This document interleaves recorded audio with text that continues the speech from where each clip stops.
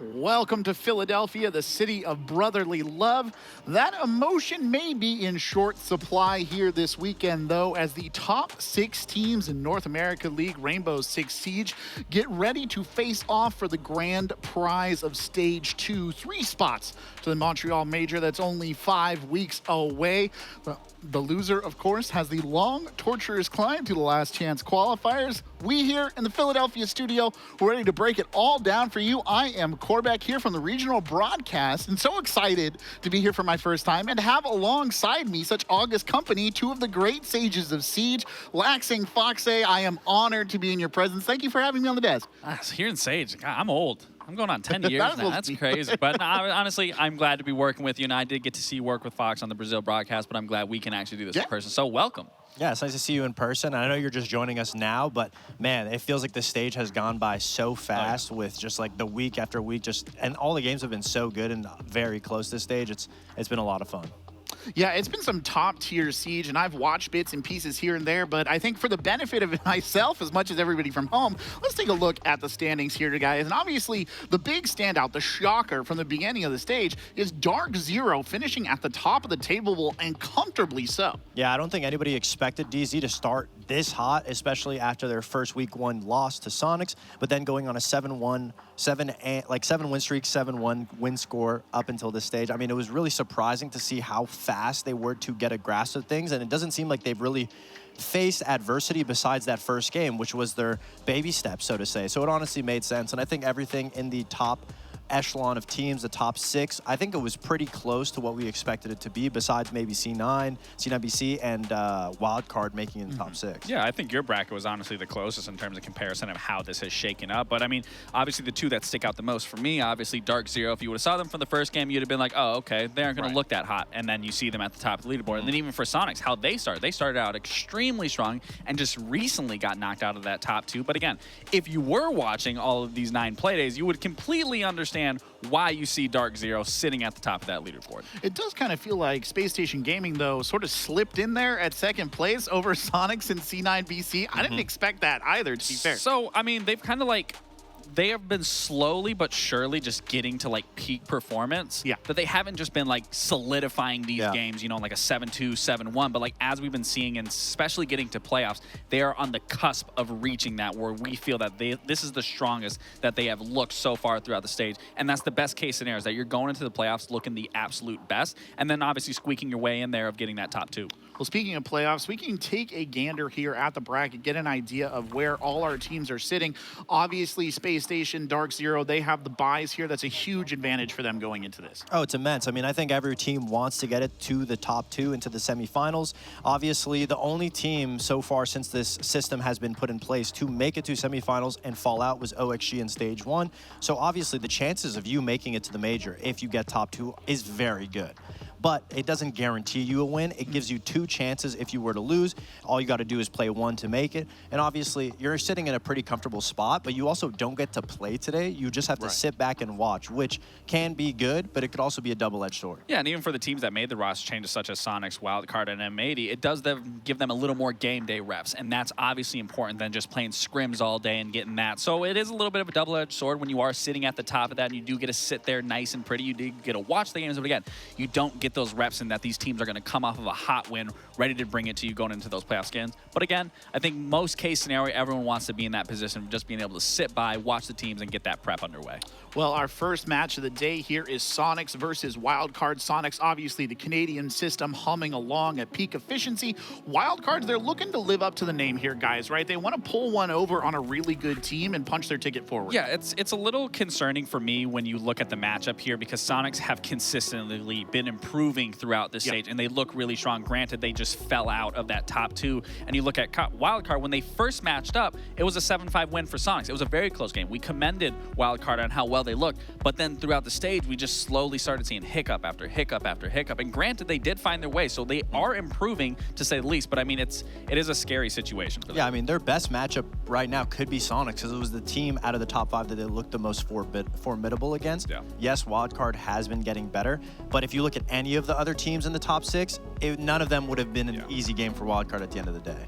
I mean, I kind of already alluded to it, right? Obviously, like, Canadian has really molded this Soniqs team into something pretty spectacular. That was up until last week, game day 9. Wheels kind of came off the bus a little bit. How worrying is that if you're a Soniqs fan? So, you know, you could look at it and be like, is this a cause for concern that your worst performance was your last play day and ultimately knocked you out of that top 2? And I want to say absolutely not. This is not a cause for concern because granted, sure, they lost that game 3-7. Everyone still on this roster is firing on all cylinders. And if we take a look at the performance of that game, sure, it's not a pretty sight seeing, you know, a 3-7, but the thing to take away from that game is in many of these opening engagements and the game throughout the whole, they were doing the things right in the beginning of the game. They were getting those opening engagements. It's just they couldn't close out the middle to late round, which was ultimately kind of messing them up throughout the standing. So obviously it's not great, but it is important that you aren't having the best performance at the end, so that way you can understand where things went wrong, what you can do differently, and then fixing that going into the playoffs. Yeah, obviously, if you're Soniqs, like, the only teams that you really struggled against are the teams that are anomalies, teams that you should have been winning. You know, SSG game where SQ was up, and then the game against Cloud9 where they're playing with a sub. Those are the only games where SQ's confidence clouds their judgment in the server and prevents them from being the Soniqs that we've seen consistently dominate games. Yeah, and you know, another thing to touch up, and again, here's the stats for you. I mean, everyone was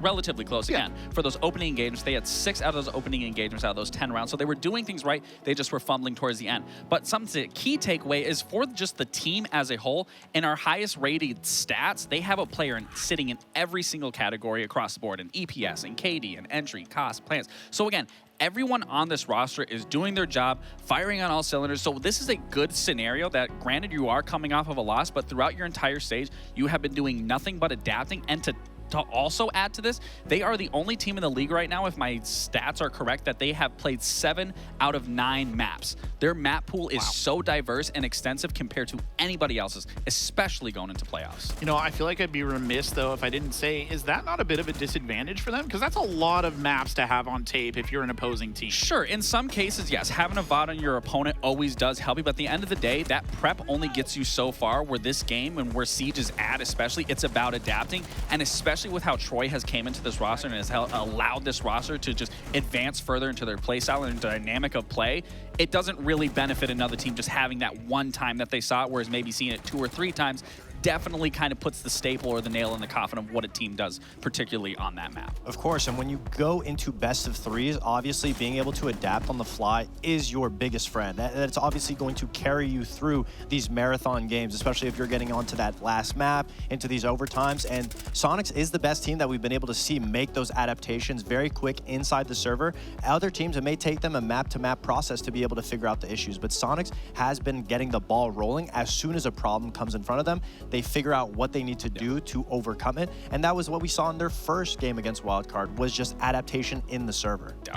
I mean, speaking of Wildcard, this is a bit of a daunting prospect here for this Wildcard side, right? They've not had the best stage, but I feel like there's a lot of heart in this team. There's a lot of soul behind these Wildcard players. I mean, absolutely. I think passion's the best way to put it. Obviously, it looks like Wildcard has had a rough stage, but I think it may just look a little worse than we expect. The only teams that they've lost to are the other top 6 teams, 1st through 5th. Those are the other teams that obviously Wildcard was able to just not be able to climb above them. But when it comes to how they've been trying to figure out what they want to do with their teamwork, with their entry abilities, I feel like Wildcard is slowly becoming a little bit more confident. And some of the players individually have been putting up amazing numbers due to the new comfortability. And one of those players is Kansan. He's been playing phenomenally well for Wildcard. He is a top 10 player in the NAL currently. And statistically, to be able to accomplish that on the support flex role on a team that has struggles all around the board is still very difficult to do, and he has been one of the big backbone pieces along with Bosco. I know we've been talking about Bosco all throughout the stage, and we haven't talked about Kansan,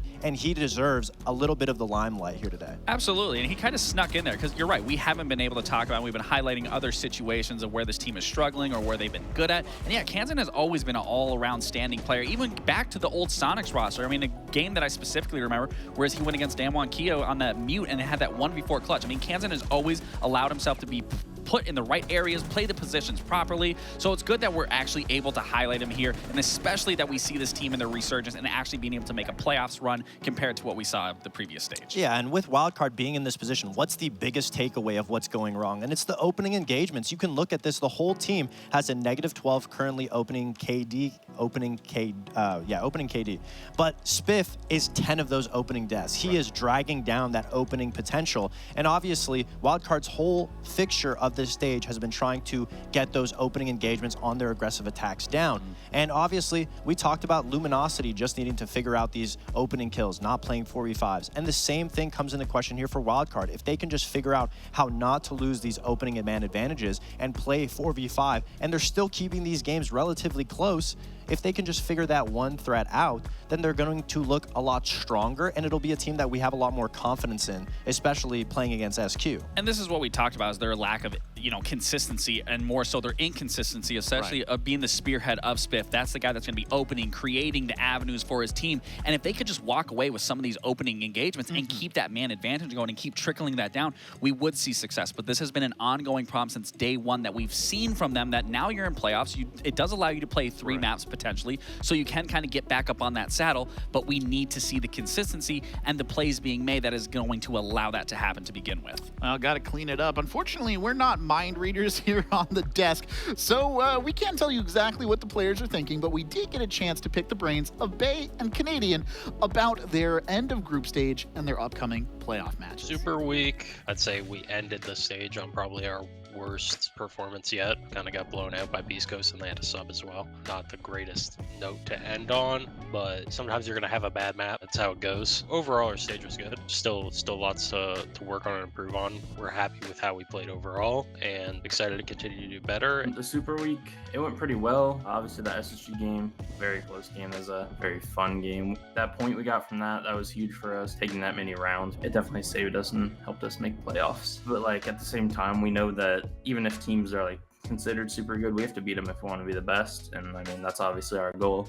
I think Wildcard's a solid team. I think Bay has been a good pickup for them. I think he's really fit in. I think they've had hiccups and whatnot. I'm sure they haven't closed out as many games as they would have liked to, but they're still a solid team overall. I think we'll match up fine against them. I'm still confident in our team. The Soniqs I thought were definitely very good, but I think that was the very early version of us, and even then it was still a close game. You could just watch the rounds. It came down to 1v1s, 2v1s, stuff like that, and I think we have a very good shot of beating them. Their biggest strength as a whole is maybe their patience. I think they got a lot of patient players, and that can pay off, but I think that's also a double-edged sword sometimes. It can maybe be easily abused. You can make them waste more time than they would like to because they're overly patient. Sonic's biggest strength, I definitely say, is Canadian, and their calling. If you sit around too long and let them do what they want to do, probably not going to win the round. I think gaps in the Sonic roster, they don't really have super aggressive players, so maybe that could be something they're lacking. Expectation is just for us to show up and play our game, do everything we can to win, keeping the expectations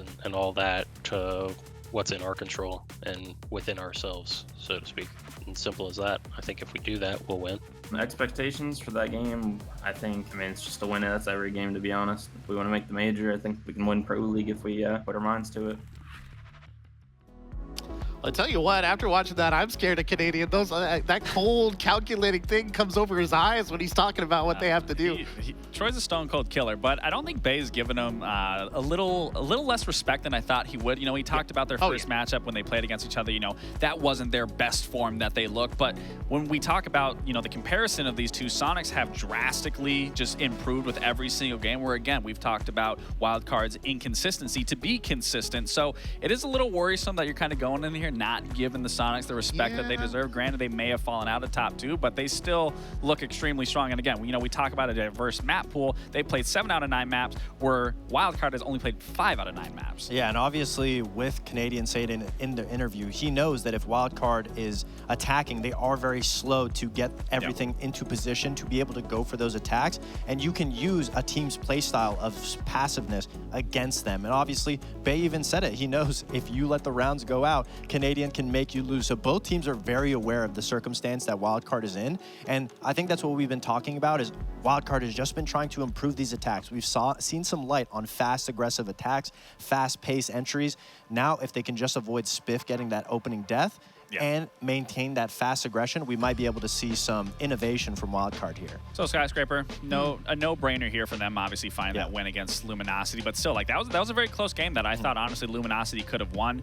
And then really the Labs, I mean, this is a toss-up for Wildcard because they have yet to play this map, so it's going to be kind of interesting to see how that works. You know, we talk about being able to adapt on the fly and being able to read a situation. That really is going to come down to Bosco to really step into fruition there and set his team up for success, where Canadian has looked strong literally on every single map that we've seen so far. Yeah, honestly, I mean, I think everyone's going to look at this matchup and favor SQ going into it, but these maps actually look very Wildcard sided. Skyscraper was one of their most strong maps. Wildcard's a very good defensive team, very slow, very old guard of Siege, making you have to win by utility, and Skyscraper fits that in perfectly. Labs, also a very big defender-sided map because you can get stalled out on time. So it can be a double-edged sword for Wildcard. Smart for SQ to take a Wildcard there, especially with how Wildcard struggles on their attacks. But when it comes down to the defensive side of these maps, if Wildcard can amount big leads, I think it's the best situation for Wildcard to be in. This is what worries me, is obviously them starting on attack here. Is just, we've seen their attacks and they've just looked very weak. And again, you know, we talk about Spiff and highlighting him where he needs to be getting these opening engagements to allow them to find a little more success in that trade game.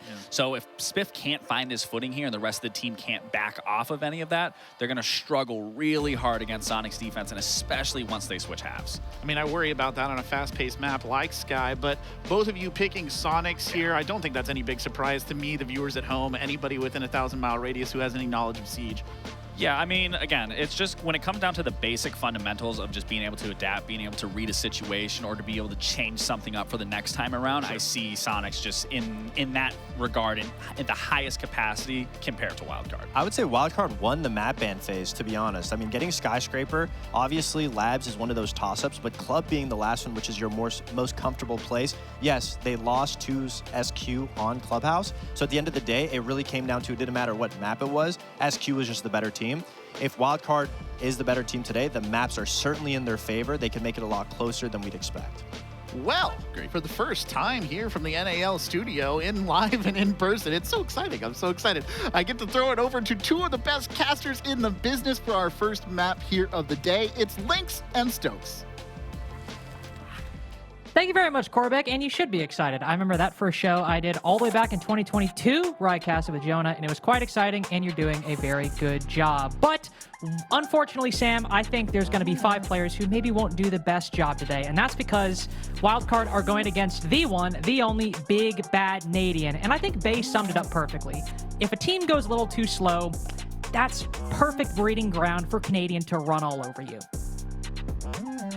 Yeah, 100%. I mean, he's an absolute demon when it comes to these audibles instead of the mid-game. It's something that he has been crowned the king of for what feels like eons now, especially with his tenure in Rainbow Six Siege. So I'm excited to see if we see a couple of those, different changes coming in the mid-round here today up against Wildcard. I don't know how you're personally feeling about this, Lynx. We'll get into this here in just a second. But for me, I feel as though the Soniqs have to set a precedent here today, right? This is something that we've been expecting all stage. Especially with how the Soniqs have looked. Once it gets to playoffs, things should be ramped up to 11, and we should see a very strong, very virtuous Soniqs. And I think Soniqs, you know, obviously before Canadian joined the roster in Stage 1, they sort of collapsed and completely fell out of the limelight in Stage 1. And going into 2023 last year, we generally had about 5 NAL teams. And OXG was unfortunately and has continued to be the odd man out of the teams that used to do very well but weren't able to qualify under the new system. Then Soniqs fell out and Beast Coast replaced them. And as Soniqs make this change and as they brought on this new IGL figure to try and fill a hole they've frankly, even before their Stage 1 sort of fall apart, have sort of been lacking a strong leadership figure for the past 6 months to even 9 months, some could say. It is about setting this precedent today, not only that they have recovered from that performance in Stage 1, but also that they're part of that top 4. Because it's not like Stage 2 of last year, where you could just be named Dark Zero, Space Station, Soniqs, and M80 and automatically qualify for events. Beast Coast are more competitive. M80 more competitive. And potentially even Wildcard are more competitive.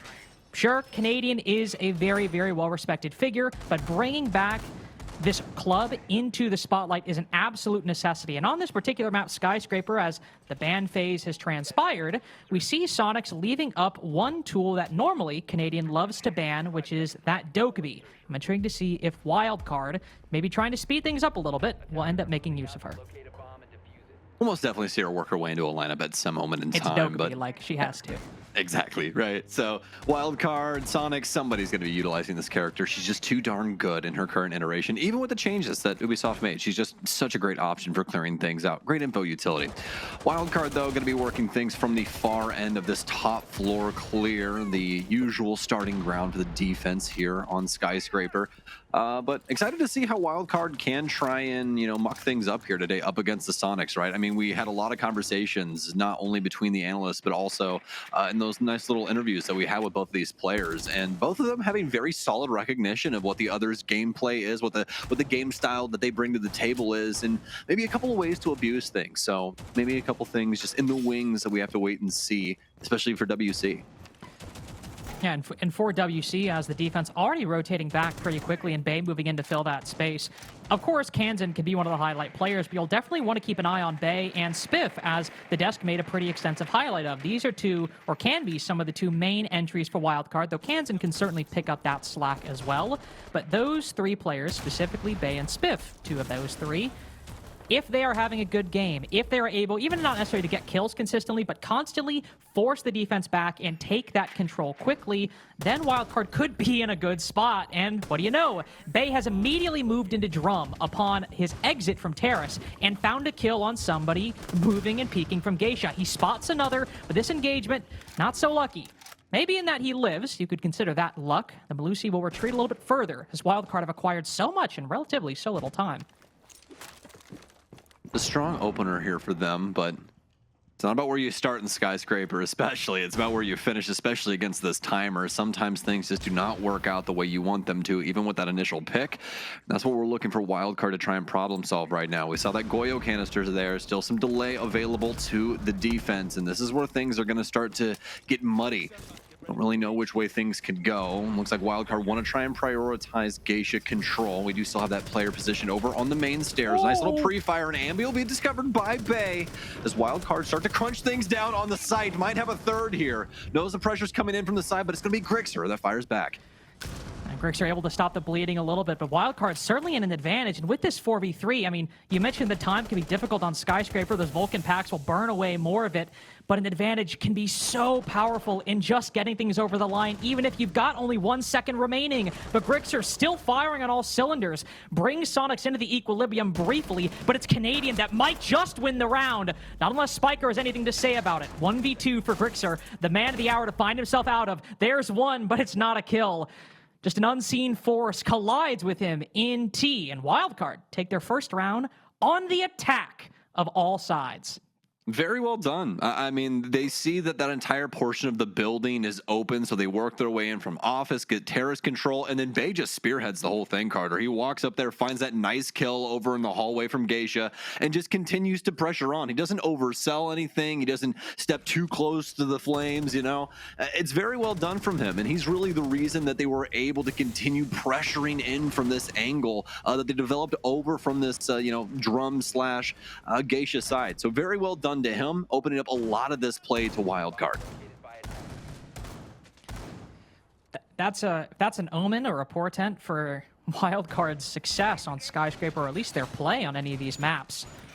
The three players with kills after round one being Bay and Spiff, the players we needed to see the most of if Wildcard want to improve from their performance, their 6th place ranking and finish in the group stage. These players can make this into something consistent. Wildcard could be quite lethal on a map that probably will be the most important one. It is their pick, but Nighthaven, Canadian IGL teams, mainly Dark Zero in this case, have a very good track record on Nighthaven. Clubhouse, if it's one of the most known maps in the pool, my money is on one of the players in the IGLs who's been around for quite a long time. Wildcard need to build upon this lead, and they'll look to do it in round 2. Look at this. Reinforce the panels in between Dragon as well as Terrace. So no, those are kind of like their own individual rooms, unless for some reason somebody wants to apply a hard breach to them.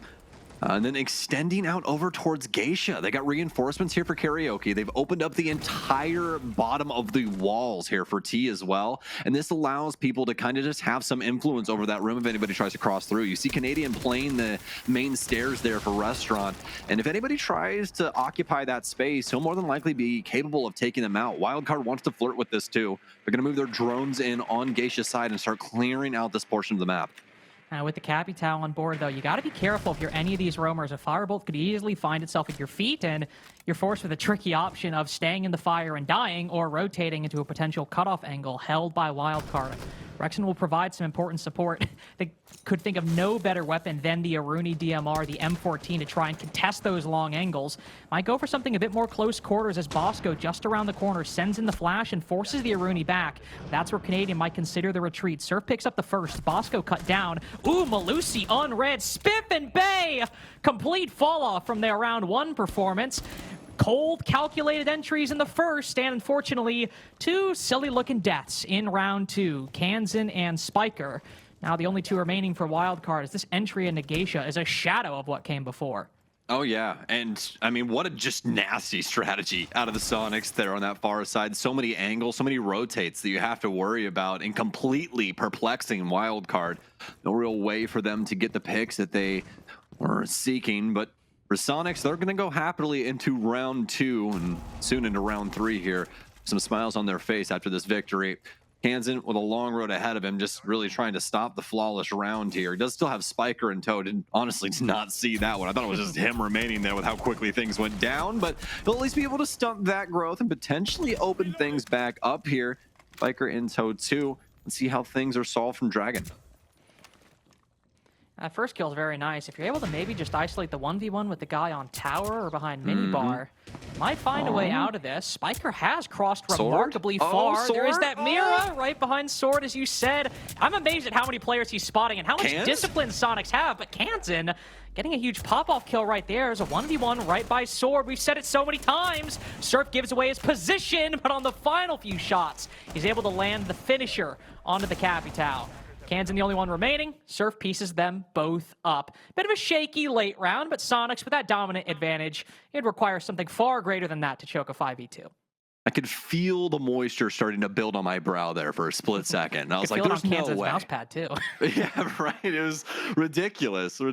But hey, Soniqs still going to get away with that one. And we just got to go back to the strategy here, because look at this extension, Carter. It is so masterfully created. I love especially the way that they've opened up T to make it to where the offense just really can't exist in there. There's so many different cross angles you really don't think about. There's probably just some weird ones over from that drum space that you can see all the way over to that main hallway, right? I mean, there's just so many little things you really don't think about in that regard.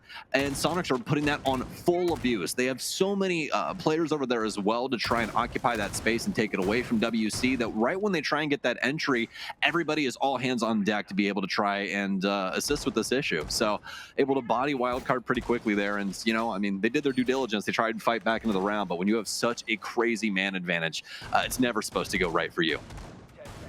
No, not at all. And hopefully we'll see Wildcard maybe shirk up some of the shortcomings in the intel game that round, as, again, Spiff and Bay both just sort of sprinting into the crosshairs of Ambi, and even if they weren't, unfortunately, two isolated 1v1s. Ambi might have a bit of a shaky game every now and then. He might need to get some years on him to really hone that experience, but he's still quite good. On the Solus this round, an operator that has very, very fallen far in her pick rate since the litany of changes levied against her. But on Skyscraper, where you can rotate all across the map and usually hit a flank, no stats to back this up, but it feels a bit more common to be able to hit a cross-map flank on Skyscraper. Could be quite impactful, but speaking of poor droning, not so this time. We see the Z-ping right on Ambi's position before Kansan actually walks into that line of sight. Instead of pre-fire, sent over towards Drum. Has a couple shots returned in exchange, so Kansan softened up a little bit on this entry, but nobody dead in the first 45. I have a lot of respect for Wildcard's offenses so far, Carter, because they understand the main thing about Skyscraper that's difficult, right? And it's all about that timer. A lot of teams, especially early on when this map got re-implemented, they just kept stalling in this middle hallway area, you know, Drum as well as Shrine, that kind of area leading up to either respective side that you're attacking. But Wildcard are acting so quickly on this initial entry that has given them a lot of time to use their drones and kind of plan out a way for them to work themselves forward. Now these drones getting utilized neutralized on this top floor, looking to see if they can potentially suss out Canadian, who's currently inside of T.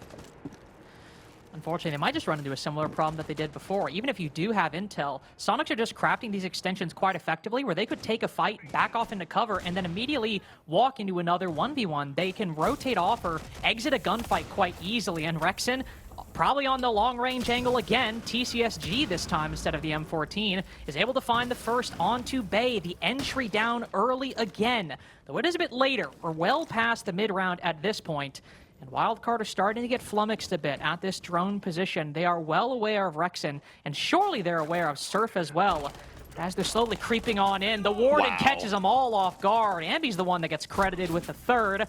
The fourth doesn't go Soniqs' way nearly as easily. Spiker's at least able to pick up one, and Rexen downed as well. That leaves one player remaining on this top floor who's got double duty with two players moving imminently into T. Spiff's able to cut him down. So we got a 2v2, though quickly changes as Rexen picked back up and immediately finished off. Well, 35 seconds remaining. Wildcard already finding better results than their previous attempt at that clutch that we saw from round 2. Will round 3 have different results? Ambi, a hail of fire flying in towards him here in Pantry, but it's actually going to be WC that gets the kill here, and they're both going to swing, and they hunt him down. No plant necessary, and Wildcard get the clutch after things just went awry in round 2. Ambi almost stunned by the two people just double dropping that hatch. Didn't fire a single shot. Said, oh, all right, and backed off behind the cabinet. Good double swing right there by Wildcard. I mean, that discipline, yeah. Not only the double swing, but they even high-load it too. They swung with one standing and crouch. That is pretty good, I guess, heads-up thinking from the two remaining players. Sometimes we'll see teams, you know, in a 1v3 just to get that remaining player. They're, especially on the defense, will hold around a corner and wait for them to peek. But both actively swinging, actively at two different height levels, quite impressive. Early Soniqs timeout, recognizing that letting too many rounds slip on this attack will be very problematic, because round 2 might have been dominant. And sure, round 3 had some issues for Wildcard, but on these attacks, they've got 2, of course, but Sam, they're looking pretty good. They're making it happen. They're making it happen at the key moments. That's the big thing, right, Carter? I mean, like, things weren't exactly going the way you would want them to in the last 2 rounds for Wildcard's clear. So they're having to fight from the bottom of the hill. But sometimes you can just push that rock and finally eclipse things. And that's exactly what we saw here in round 3. Round 2, not so much. That boulder happened to crush them. But sometimes you're just hitting your shots, man. And that's what we saw. They did a really good job of staying on top of things and knowing where the positioning of Soniqs were, especially on these last second clears that we saw, you know, the things like the bees and all that kind of stuff, still staying true to the fundamentals of what they need to do, right? So very well done to them, and that's why they end up earning that round at the end of the day. So with round 4 and a timeout under Soniqs' belt, a lot to think about here. I think that their strategy's been fantastic. They just really haven't been able to build off their man advantage in the way that they would want to.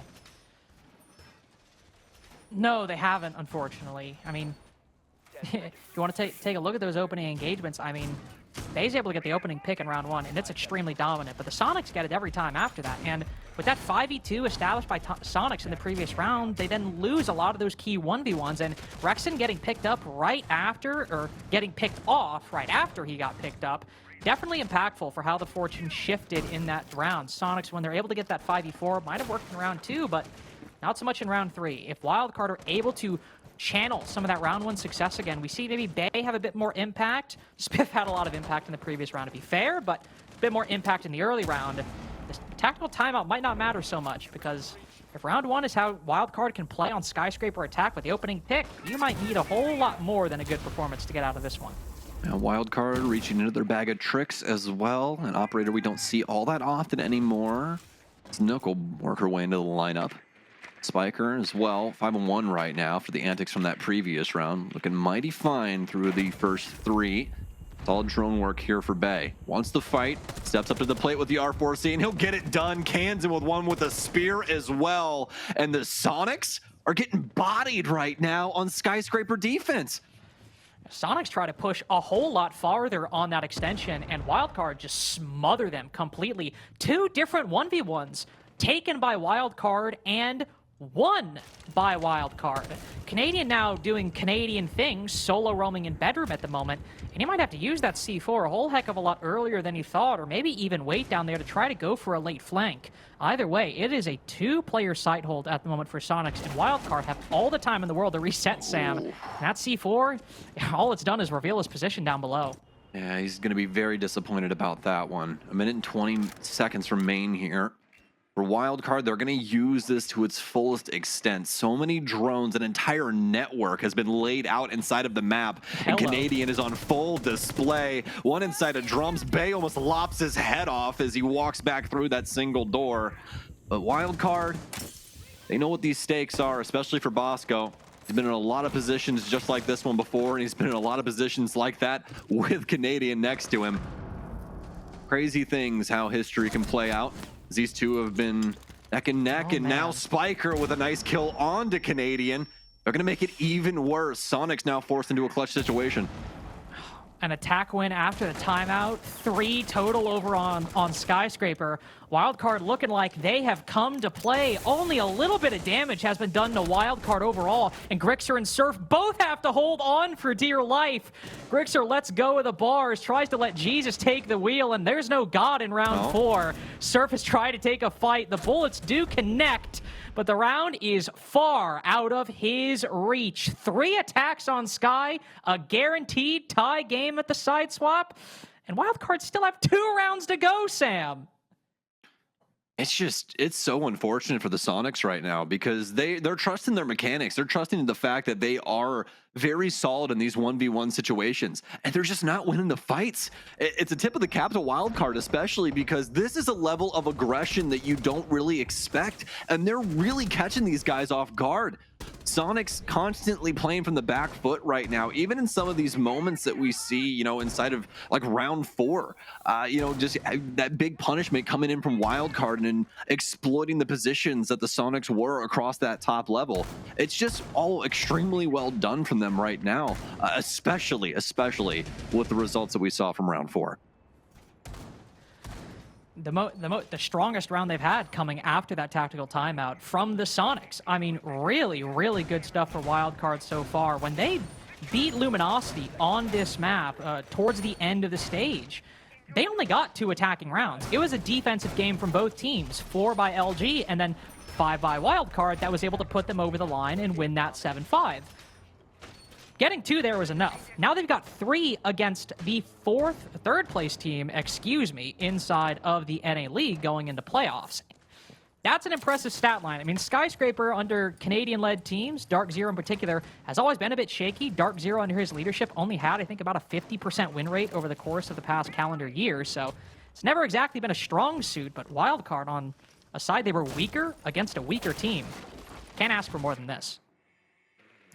Oh yeah, you can. Let's get 4 of these rounds. Come on, True. I mean, fair point. I'm sure Meepy's asking for 5 right now. Oh, he's begging. He's praying at the Church of Siege for 5 right now. Absolutely. Gonna get the wall open here. My brain is not telling me exactly which double wall that is right now, but I'm sure it'll pop up at some moment in time. Either way, though, Wildcard is working their way into the restaurant portion of the building. Still got Bosco outside, probably just getting some drone works going on as they're looking to see exactly where the Soniqs have positioned themselves up top. They know they've been favoring these extensions, so they really want to dot their I's and cross their T's. Especially when being thorough and dotting those I's has got them a 5v3 advantage quite early on in round 4, and got Bay an opening pick in round 1. Thorough can pay off quite heavily. But attacking this very extension, well, went kind of like that in round 2, trying to attack this this office exhibition site, but this T-Karaoke extension in round 2. Well, they tried to take the fight with Ambi. They lost a couple. Tried to take fights with Surf. He got a 3K all the way back in round 2. And oddly enough, despite the success that Wildcard have had on every other site, Exhibition Office might still be beyond their reach. Ambi very low, so could be picked off by any wayward shot from Wildcard. Cans and spots 1. He's wishing that crosshair was just pointed a little further to the right. 2 Selma charges removed off the wall, though. Sam and Wildcard seem to be taking a pause. Never mind. Nice pick up there from Canadian. Yeah, Spiker moving off in the darkness somewhere. The fog of war got to us. We didn't know what happened there, but we definitely saw that one as Rexen gets gunned down by Spiff. I don't know how far they're going to get with this, though.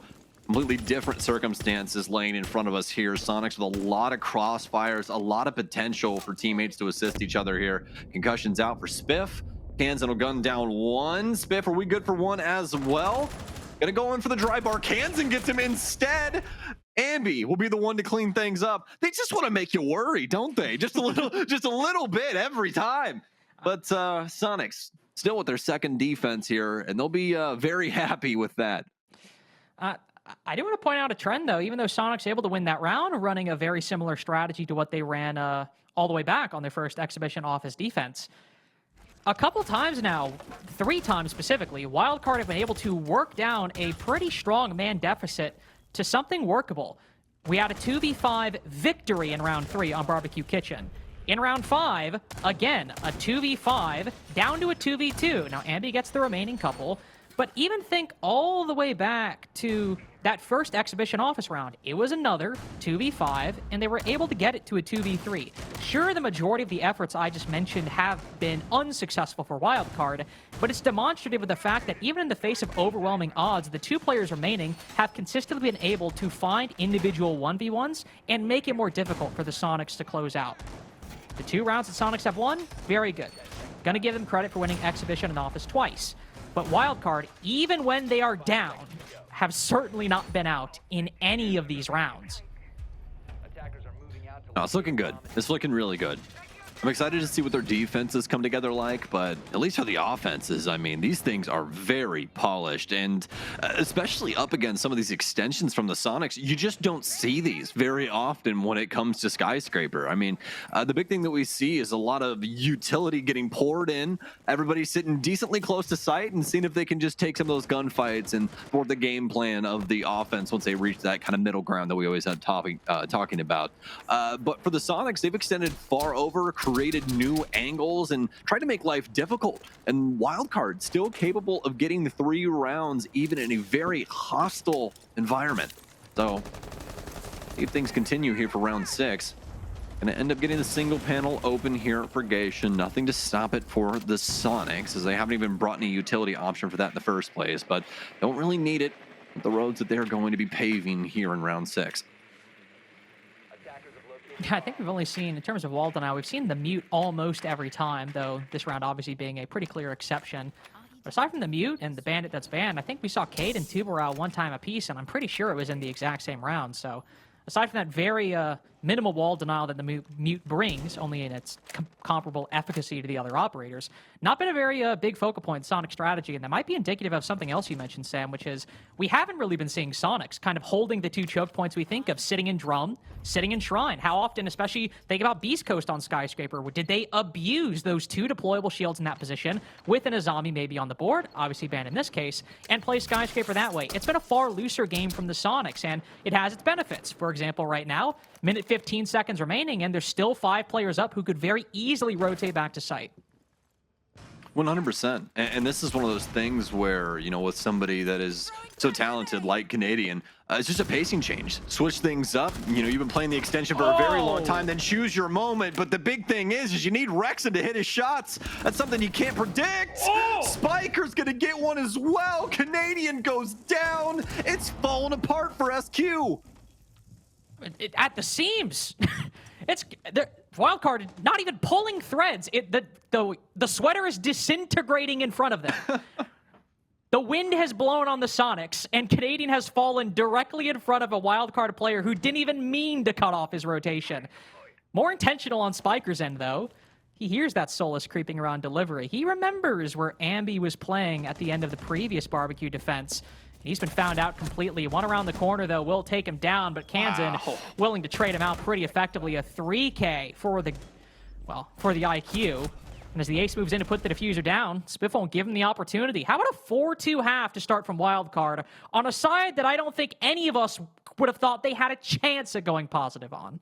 Hey, take it, boys. Take it, boys. This is playoff siege, baby. Dream clap. This is different. Dream clap. Come on. That's what we're talking about, man. When everybody shows up every week to watch something crazy on the NAL broadcast, baby, and we're getting something right here. So let's hope that Wildcard can continue their tear here on defense, but it's a whole different ballgame, whole different story. We've talked a decent amount about strategy and how Skyscraper usually goes, the differences that Soniqs brought to the table. What will Wildcard bring to us? Because they already brought us a crazy offensive half. Here's the replay from round 6 and what we saw. Just the refrags out of Kansan here. It seemed like he was always Superman at the right time. Certainly, and Kansan has, as the desk mentioned, and anybody who's watched more than 2 to 3 wildcard games is well aware of, Kansan is always the reliable player on wildcard. 9-4 at the moment, but Spiff 5-2, Spiker 8-3. Players are showing up when they need to be, and Spiker, dropping a pretty high double-digit kill game in group stage, was able to get it over the line on Clubhouse against... Oh, the team is escaping me at the moment. However, Spiker has been able to drop massive games and pull wins through for Wildcard quite effectively. And if these players are all showing up for Wildcard, able to put in work consistently and get 3 of the 6 opening picks in that round, the remaining win just being a 3v5 that Wildcard pulled off in round 3, you get a positive attacking half. You get what could be a regulation win if the defenses are even a little bit as good as their attacks. Okay, well, that being said, let's hop in here and see what Soniqs are capable of getting on their offensive side.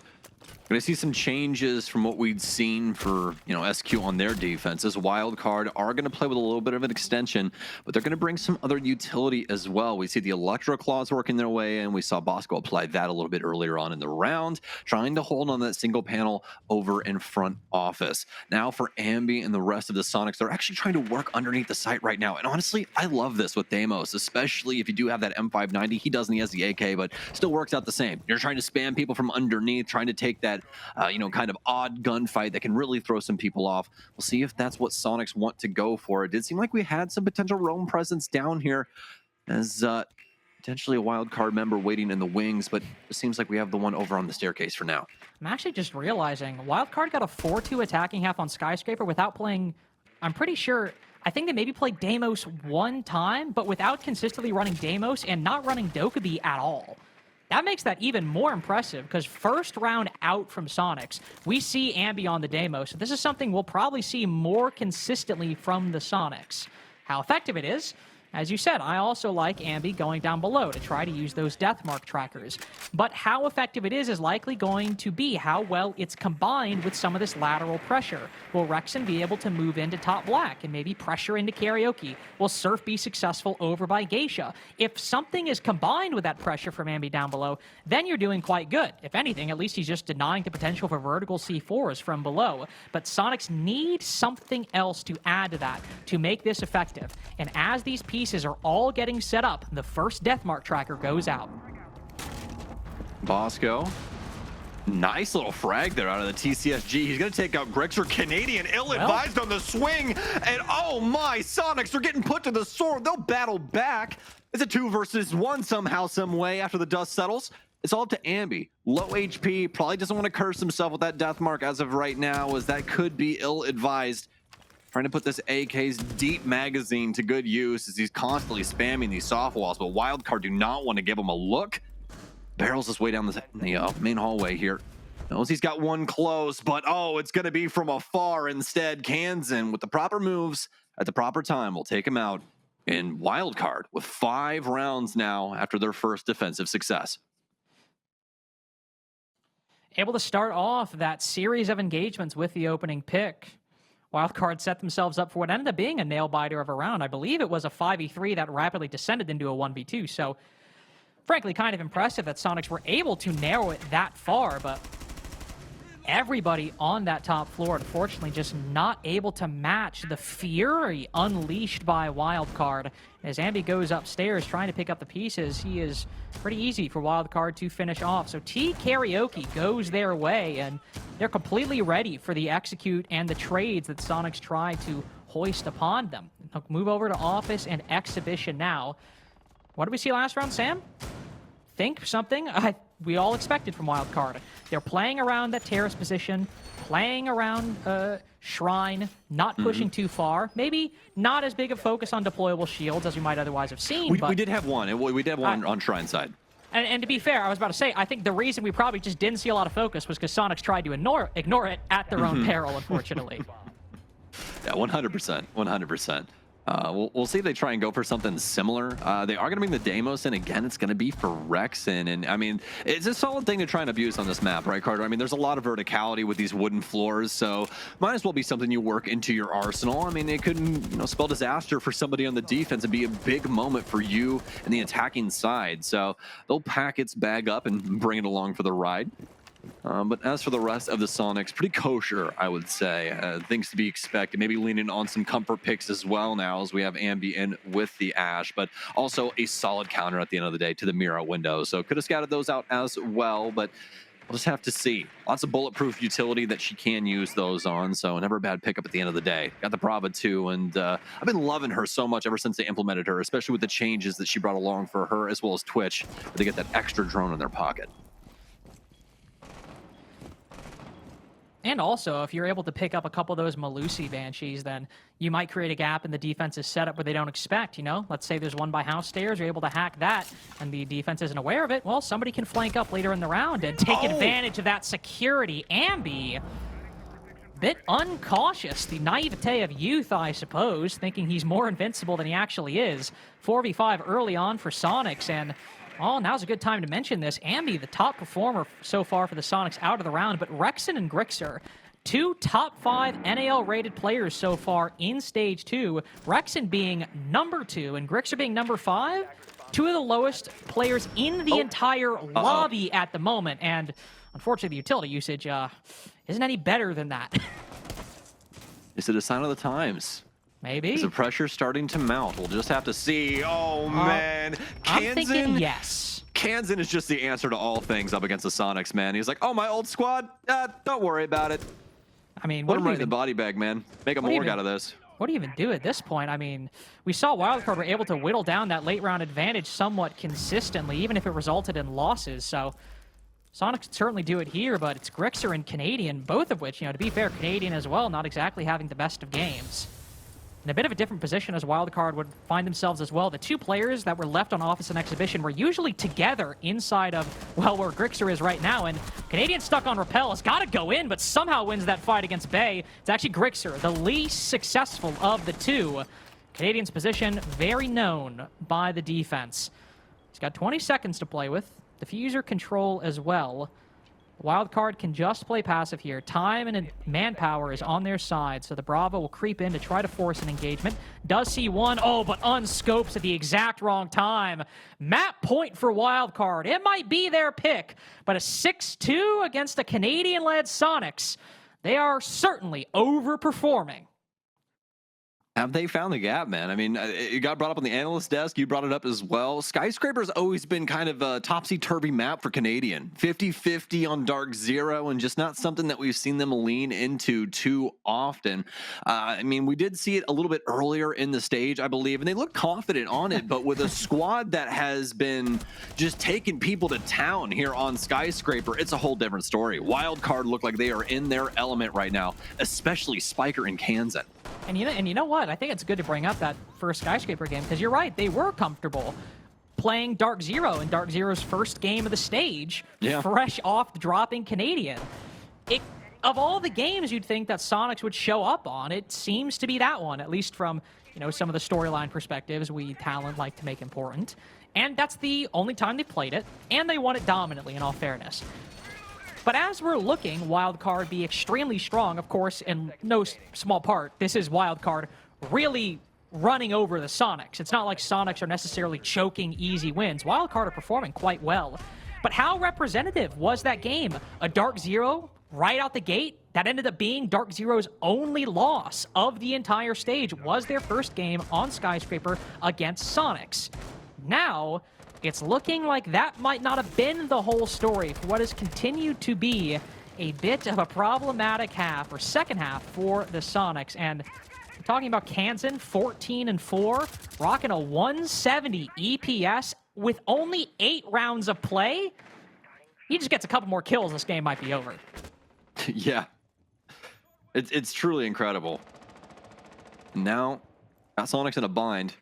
They're reaching for things. Canadian Bringing in the blitz, Nomad as well to try and slow up a few of these angles, maybe some potential hop outs that the Sonics were worried about.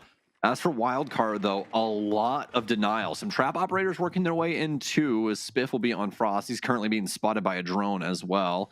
Might have a Sonics member in tow soon to try and get this frag. We'll just have to see. But past that, just seeing where Wildcard wants to try and make their stand. Probably just trying to hold things up around this Geisha space, you would assume. This top floor of the utmost importance when it comes to this catch and bomb site. Oh, certainly. And, ooh, Handy. Able to take down public enemy number 1. Bay trying to get aggressive, maybe trade things out. Knew Rexon was there, but exact information, a little lacking, unfortunately. Now, Wildcard in a position that they've not been in so far this defensive half. They've been able to get that opening pick every single time, whether late or early on. Now in the 3v5, Bosco is the, well, not necessarily the last vestige of this defense up top, but definitely going to be, well, certainly the remaining forward player. Ambi finds Spiker. Spiff might pick up one, but a lot of this is probably going to come down to what Bosco can do. Taking even more meaning now that the round has transpired before I even finish that sentence. Canadian's now moved inside of the site planning the diffuser, and it seems that'll be all she wrote, unfortunately, for Wildcard's first of up to 4 chances to close out their defensive half with a victory to end this in regulation. Bosco will find one outside Arpel and Karaoke, perhaps the least impactful of the remaining attackers. And across the hallway, he hears and now sees a blitz stomping up black stairs to just gain a little bit of remaining intel on where this tuber route is. Shots firing over his shoulder. Bosco just trying to isolate another 1v1 at this point. He'll give it a good old college try. Soniqs stopped the bleeding, certainly. Able to get at least a 3rd round on the board. Got the picks, got the entry, and got the sight, man. I mean, what more can you want out of an offense? And for the Sonics, there was really never a second-guess moment there for them. It was constantly just green lights as they flew down the highway. So Sonics with a very quick dispatch of the second offensive round there, but you still got to be worried with what Wildcard have been capable of so far and the things that they could still bring to the table. That's their weakest bomb site, more than likely, especially with the last 2 remaining options being barbecue or bedroom. Now you got to go back into some territory that they're comfortable in and try and do the same damn thing. And it's going to be back into tea and karaoke. Now, mind you, this is probably the most influential bomb site on Skyscraper. So for Wildcard, probably their best chance for closing things out against the Sonics here. Oh, gotta be. Going back to the primary site, I mean, Skyscraper obviously very defender-sided, but what I believe is the highest rated site on this map. Yes, it is. 83% in NA, though it's only been played twice. No, you're lying. Well, 87? It's, well, 83. But it's also only been played twice going in today. So, like, Fair enough. Fair enough. Still, that's crazy. That was a crazy high number. I mean, you know, it's Skyscraper North America. We're not exactly doling out attack wins like candy. You got me there. Unless you're Wildcard, again, 4-2 to get to this position, and then 3 defenses in it. Well, not 3 defenses. Game would be over. 2 defenses in a row to get to match point.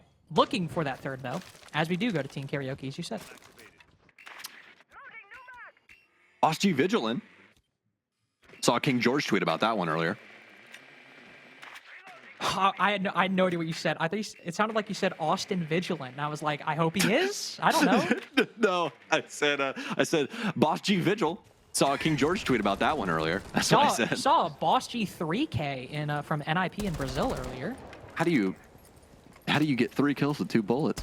Well, I mean, he reloaded a couple times in between the kills, I imagine. Yeah, there is that option, isn't there? Okay. All right. Geisha, shocker, big priority for Soniqs to start on their clear of the top floor. Selma charges will open up. Ooh, and an impact grenade goes out in turn. Oh, and electricity. I mean, this is sort of the defensive special. If a team executes this properly, you're in a bit of a tricky position, and this seems to it's probably going to stall quite a bit of time out of the Soniqs, in fact. Yeah, I'd say so. It's definitely one of those situations you're not a big fan of, especially with the positions that we see Wildcard holding here, right? You got the guy over in Drum, you got the other guy positioned behind the main box inside of Geisha. This is just terrible news for the Soniqs because they're just going to hold this crossfire. Life is not grand for them in the slightest. Yeah, the drum players moved. Might get some movement out of the offense here, potentially. Now would be the time, but it also gets zapped up, and they know. And you see that position getting taken back over on the far side there. Nice. And now we're going to have a nice push in from the Shields. Nice move here from Soniqs, but Wildcard will respond in kind. A nice move, but that's C4 putting in the work in round 10. The Blitz is supposed to be that tip of the spear. Once he goes, he is going to create the space, allow the team to fill in the cavern behind him. And because he's traded out, the Blitz for Kansan, he might be 14-6, but I'd make that deal because that alone has forced the Soniqs to pause and completely rotate to the other side. Try to go in through Shrine. Now it's Drum where all the carnage is happening. Rexon and Surf tag on for 2. Wildcard might have to be looking for one more chance to try and close this out. Soniqs lose the tip of the spear, but that bottom 80%, the Shaft is able to get it done. Oh, yeah. Oh, yeah. Nice little adjustments there from the Soniqs, honestly, instead of that last round. I like how they kept things just tight-knit. Weren't trying to oversell things, didn't have somebody off on their own island just trying to get something done over in like Black Stairs or something like that. Just the entire squad rolling in through Drum, all except for obviously the one player on Geisha, but he'd been there for the majority of the time anyways. So for Soniqs, just very, very well read, especially knowing that the Wildcard still has some solid positions around the map. Things like both, Spiff inside of Drum and that kind of stuff. Those are some serious areas where if Soniqs oversee that, or rather don't have the proper oversight, they're more than likely going to get severely punished. And that's all Wildcard was looking for there, Carter. They just need that one big moment to pull things across the line and get us to map 2. Just the one. Just the one is necessary. And that's why you do things like bring Clash, right? You do anything works, like. And he's hiding it. He's hiding it too. Sitting crouched in the corner, trying to wait till a point, I assume, when nobody can react in time. And well, nobody from the Soniqs exactly has a good method of dealing with that Clash. No grenades, no Clash charges. Ash charges. To be fair, 3 of the same letters, so I'm actually giving myself a pass on that one. And of course, Cali, because why would you on Exhibition and Office? Even when the Blitz died early on last round, Soniqs were still able to mount a wildly successful round afterwards. So even if Canadian goes down, not exactly the end of the world, but going against the Clash, if Wildcard are able to stall out a significant amount of time, if you lose that Blitz in a similar fashion, you could be punished a little bit more than you were before. Ambi is soaring right now, and he might not have had the greatest start to this game, but he's having an excellent second half.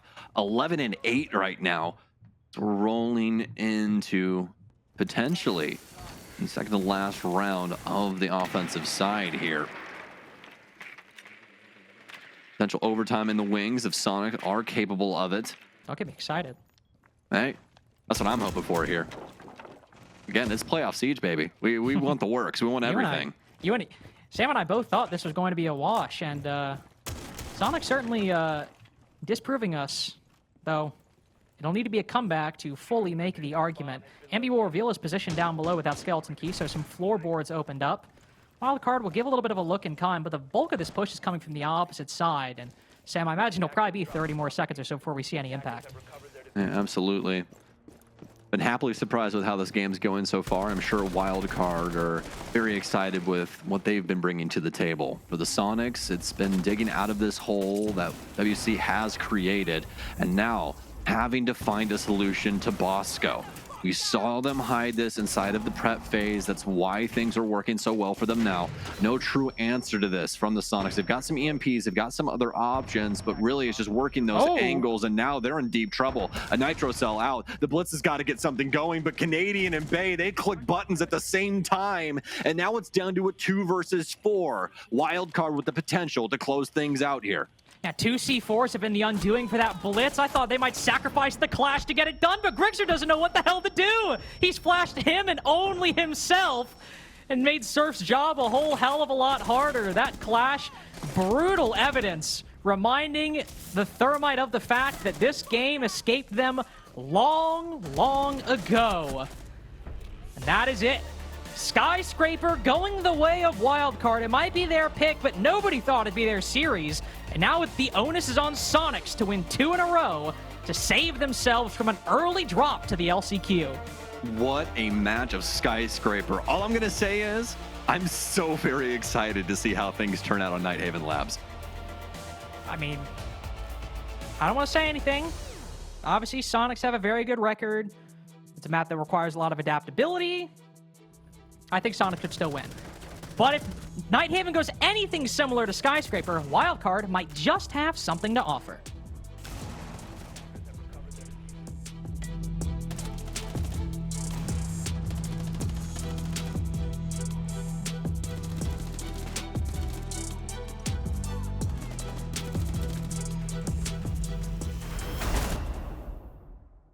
He's flying in radio. In radio. He's right on me. In cups, crouch behind the Just chill, just chill. Don't even peek this guy. Alright. I'm backing up. Oh wow. That pixel. He's going Sam. Hold your Sam. Hold your Sam. You can swing. Nice! Let's go, boys. Let's That's go. what I'm talking about, bro. Good job. Let's go. Well fucking played, Who are they boys. clearing out of cup?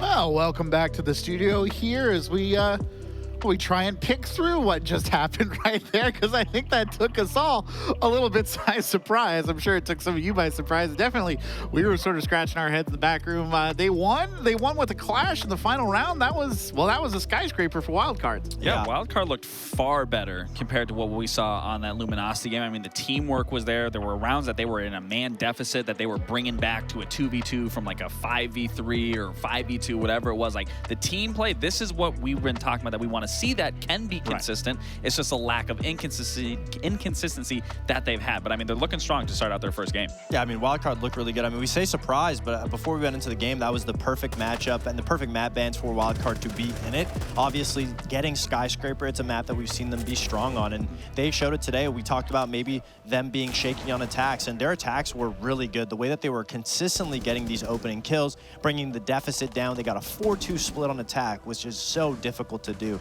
So the fact that they got that going into their defenses, we got a little scared once they got to match point, and we were looking at each other like, can Wildcard just close it out? And fortunately for enough, they were able to just mount such a nice padding on their attacks that they just needed a couple little defenses, and that's what they ended up getting. I mean, in both your points, you know, you highlighted Kansan. He popped off this game. I mean, he had a stellar performance. And then even in talking about those opening engagements where we needed to see the success come from that, they went 6-11 on those opening engagements, going +1. So obviously they were keeping that man advantage going forward. But again, you know, you're looking at Kansan right here. But even Spiker, Spiff even was stepping up really well. I mean, they were all came into this game ready and prepared, and that's why they ended it with a 7-4. Yeah, all around the board, I really loved the way that Wildcard was attacking, because they had Kansan on kind of this flex entry along with Spiff, and then they had Spiker just lurking around with the knock, constantly being the little rat in the basement. He was always getting a pick on Canadian trying to rotate, and that was a really big shutdown of Soniqs' roam. They couldn't get an answer into it because no matter what way they went, the entry game from Wildcard was too good, the lurk game from Wildcard was too good. Those were really, really great attacks. Yeah, I mean, Kansan obviously, it speaks for himself. 16 kills, 152 EPS. There was nothing they could throw at him that would slow him down. He looked like a man possessed.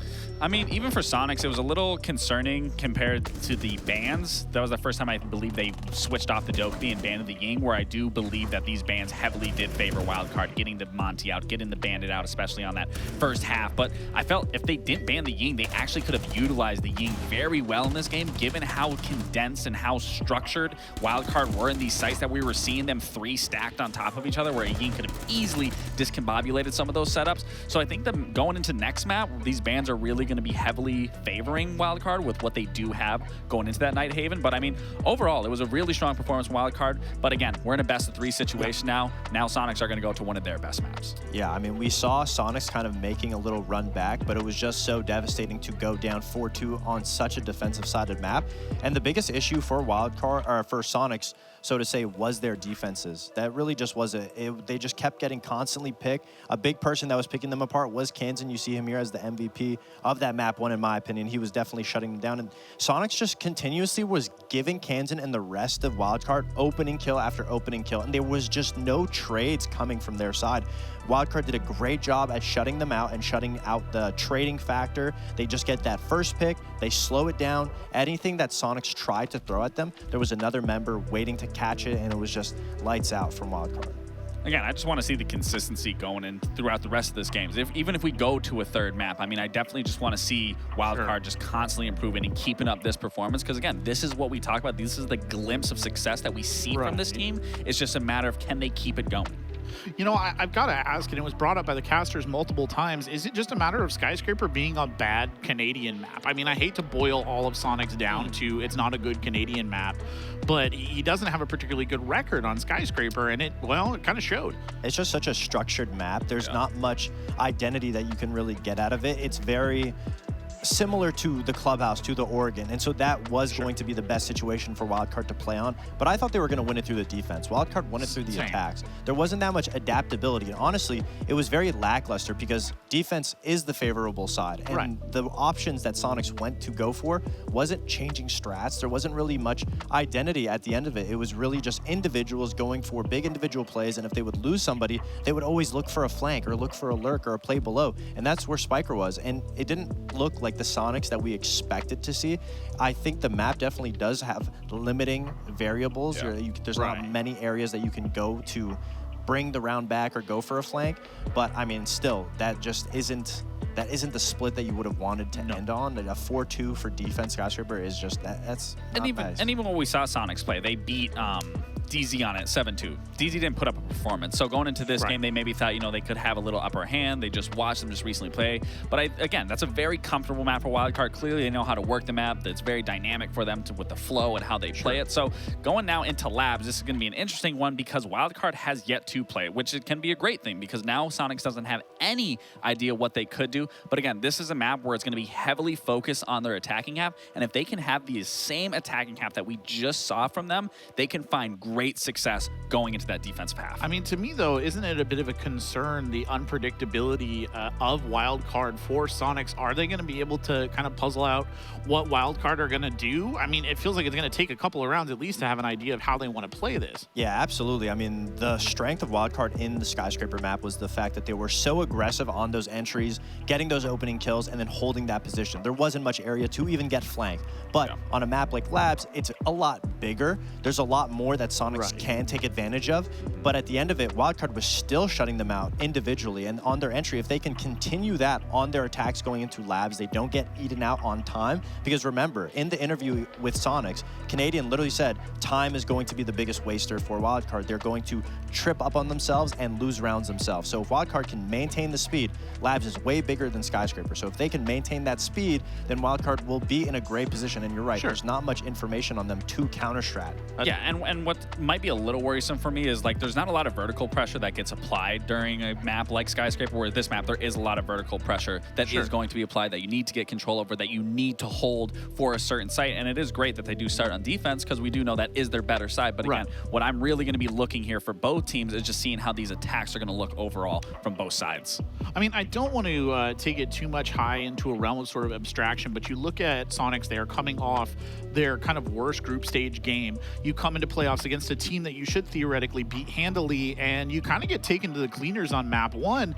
How do you rally the team mentally? And that's the thing, you know, this roster is very experienced across the board. Troy winning 2 world championships. It's just as simple as, you know what, we know where things went wrong. We know what we need to adjust. We know what we need to focus on going forward. So it's no doubt to me that they're going to come into this game swinging. Hopefully that's obviously the case, but I mean, you got to understand, like each one of those players are very resilient in their own right. So going into this third map, I mean, going into the second map, it should better favor them because this is their map choice. But again, if Wildcard can keep this pressure up, and especially on those attacks, they'll look solid. Yeah, everybody from Soniqs individually needs to wake up. They need to come alive and be able to start talking and connecting those gaps. We saw a lot of individual gunfights that they would lose, lack of trades, and there wasn't a real idea of how they were going to win the rounds. Labs, extremely big map. Every single play that Soniqs needs to do, we need to see them being able to take 2v1 gunfights, focus on coordinating together, and towards the end of Skyscraper, it looked like that was starting, but it was just a little too late. Now you're starting out on map 2, fresh. You just gotta leave first map in the past, focus on this one, and not let it affect you. Well, let's see if Soniqs can right this ship or if Wildcard walks away with the stunner. To turn it over to 2 casters who I brought their safety goggles and lab coats, it's Lynx and Stokes. Well, unfortunately, my lab gear is a bit out of date as I've not taken a science class since, I believe, my junior year of high school. Maybe. So I don't have any, unfortunately. And Wildcard will probably have to hope to bring theirs, because if Skyscraper's a bit of shaky territory for a Canadian-led team, Sam, when he was on Dark Zero, they were on an 8-game win streak on this map before he got dropped. 10-3 since the map got introduced. This is a much different playing ground for Wildcard than Skyscraper was. Oh, 100%. We're going into very comfortable territory here for the Soniqs, but I'm really happy with what our analyst pointed out. You know, it's a whole different ballgame when it comes to Nighthaven Labs. There's a lot more playground. There's a lot more verticality that we see actually utilized. I mean, we see it sometimes on Skyscraper, but just not really all that much in comparison to, especially in a map like this. So it's going to be interesting what we potentially see here as we start to work our way through these bands. Monty and Maverick are what we're going to get on the offensive side. So the rest of the hard breach options will be available, just won't have the ability to soft wall anything or try and really battle back against any tuberals or things along those lines. I think the Azami ban especially, I mean, Azami's is such a good ban on every map, but if you're attacking that second floor, you don't want to deal with a player holding rafters. I think the Mira as well. Both these bans, in my mind, are widely applicable to a lot of sites, but that combination can be so lethal on the second floor that them being gone will make it a little bit, hopefully, more palatable for the attack to actually go through with a successful execute. We're going down to the basement first.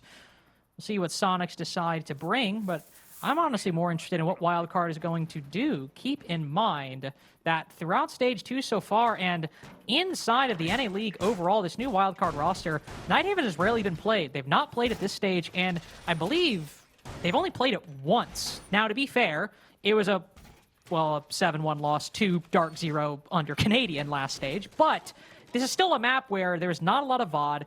They could have done quite a bit of tweaking in the background and in between the stages to make some improvements on this map, and they've already rocked Soniqs a bit with a map 1 loss. Even if it's a close 8-7 game, Wildcard could 2-0 and send Soniqs in an upset fashion to the LCQ. If there's a time to do it, it's right now. I mean, you looked like a world beater on Skyscraper. You just got to try and apply that to your Nighthaven Labs against one of the best IJLs on Nighthaven Labs in recent history. I mean, what could possibly go wrong? Come on. Wildcard are going to be starting things out on defense. It's going to be downstairs. This is probably the most dominant site that we've seen on Nighthaven throughout its history. So is he going to end up getting this? No, Electroclud. Had to use our ears there for a second, but no, Bosco ended up getting it. Good work from the Bosco. From the Boscoat. Bosco, Dylan Bosco, doing the electro shuffle, as you like to call it, down below, and doing so quite effectively. Something that was, well, anything but when Soniqs were attacking on Skyscraper was this blitz. Consistently, they tried to use it to create space, and consistently, usually just one C4 was able to undo it in almost every single round, win or lose for the Soniqs. Wildcard got 3 of them right now, and in a lot of positions around the site, I'm sure.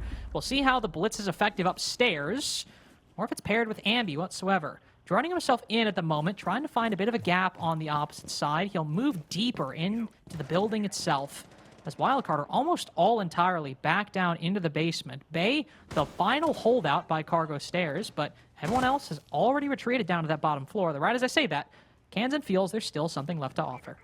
Yeah, we can see Wildcard putting that Maverick ban on full display as well, as they've already implemented the tuberal. Be put on a hatch this time around, but it's going to be Rexon that strikes first. This will take out Spiker. So at least get something for this opener here going into the last minute. Ambi, well, potential here with the office space. Does have one in tow with him as well, as somebody's occupying the stairwell too. So a little risky here from Bay, especially with the Monty here. Gonna try and peek around. Can he get it on good timing? He can't. Kansan will be able to get one and won't be able to do a lot of damage. Won't be able to do much, but it's traded out, and that's really what you want in that scenario. It's down to a 2 versus 3 in favor of the offense. If he had just maybe waited a little bit longer for that C4, might have been able to bait Canadian in, but not so. A 2v3 for their troubles could have been a whole lot worse. Wildcard, I think, about as good as those trades as you could hope for when they lost the opening pick, I believe. But they're able to persevere. For the moment, 1 C4 and 2 toxic canisters could be enough to stall out Soniqs enough to create enough chaos and provide the opportunity for the remaining defenders to isolate 1v1s. Grixer and Surf have both dropped. Rexon on the opposite side. C4 from below. The guns can now fully train on the remaining attackers. They've only got 5 seconds left, and they're grasping at straws. Don't know what a single position where these defenders are. And the moment Rexon realizes, Bosco with the 2-piece, the C4 and the gun to deliver the first for the defense. They are just on it today, man.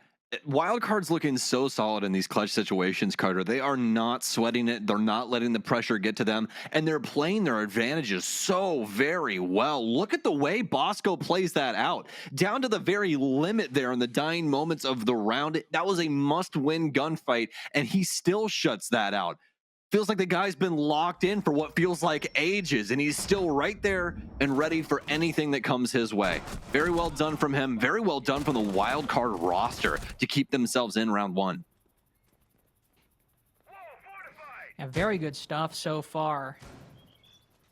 Canadian was IGLing Dark Zero consistently when they were winning this map. They were getting 3-4 rounds on the attacking side. Sometimes 5-1 halves or 5 rounds of the attack were not out of the question. So, are they hiding both these ops? Are you saying this? I was about to say, keep an eye on these attacking rounds, but also keep an eye on these ops. Look, we see Spiff just behind, checking the cams right now in the Tubarão, having the clash out full frontal and then hiding the 2 hard breach charges or hard breach denial. That's crazy. They're on it today, man. Meeby's cooking. He might be cooking a little bit too much, actually. I don't know. Well, and I mean, look at this. I mean, of course, they've got the IQ to spot them, but not exactly a lot of tools to deal with it. I mean, obviously, no Thatcher, but...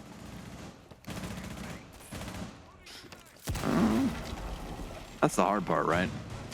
Everybody's expecting the Maverick nowadays. You have those secondary EMPs, as you said, so at least I'll have the Capitao there, but...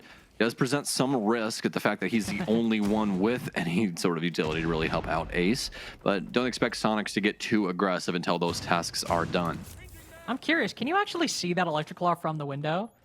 Yeah, there's no way you can't. Well, I was about to say, that's why you don't be sloppy when you throw it on these walls. You never know what could happen. And I think Spiff, clearly aware of that, will creep up slowly to try to just put it in a different angle. We'll decide to throw it all the way at the top of the wall. I would have just done that one immediately, personally. You know, like, come on. Hey, listen, nobody's at the window. Spiff got it done, and we still got the 3 Zoto canisters as well. Then again, there's, I mean, as you pointed out, not exactly a lot of hard breach in general. Gone 6 goes out to destroy the shield, but... Oh, he picked it up. He did, indeed, and it just knocks Bosco back a little bit, but he's chilling overall, and utility usage from the Soniqs expended early on, and aside from some control down below, Sam, not a whole lot else to their name. No, and honestly, this is due to the fact that they really don't have the tools to get what they want right now. You can have IQ try and work her way in here. This is going to be the biggest thing, but look at the timer here, folks. Soniqs had to try and clear out this entire mid floor to make sure that Grixer wasn't going to get punished. Now he can work his way in here and finally deal with this Electroclaw. Minute and 10 seconds remaining. Selma's down. We are now officially playing the game of Rainbow Six Siege. Here we go. More Zoto's out. Going to get that last one in, and Bay should have to be concerned with this wall after the last one in his pocket. The wall's now open. He's going to get the cross, but he won't make it out alive as Surf will take him down. Again, this is why you can't sweat the small stuff. Bay decides to sit on the opposite side, and he can be cut off. Maybe he goes by the door. Different situation. But unfortunately, Wildcard 2 rounds in a row now, down to 4v5. Didn't matter last time. We're still able to get it over the line. Considering that Soniqs are taking just as long as they did before, it's not out of the realm of possibility, but Wildcard were at least able to trade the man count down previously. Now it's a 3v5, and we got a lot of people boxed outside of Aqua Stairs. A Nomad charge puts one on the floor and gives a ripe opportunity to win a 1v1 against Bosco. 3 players all lined up for Spiker. It's Spiff to get the third, and now we might just have another 1v2 on our hands. No, not today. Surf able to move around the corner and cut the remaining 2 down. Soniqs recover from a round that almost got away. Man, you just really never see sprays go down that way in Siege, but we've gotten 2 of them inside of this best of 3 so far. Some crazy shots coming out of the WC players, but Soniqs will get it under wraps.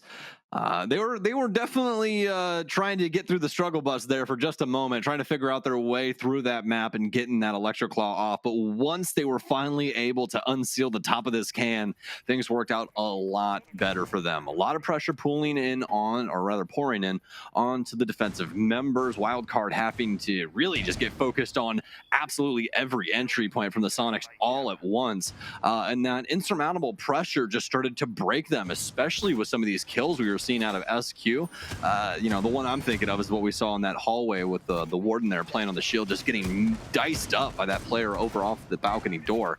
But I digress. With a great round from the Soniqs and some great adaptations in the moment, they made things work. They got those walls open. They were able to take control of the portions of the map that were necessary in order to bowl over Wildcard.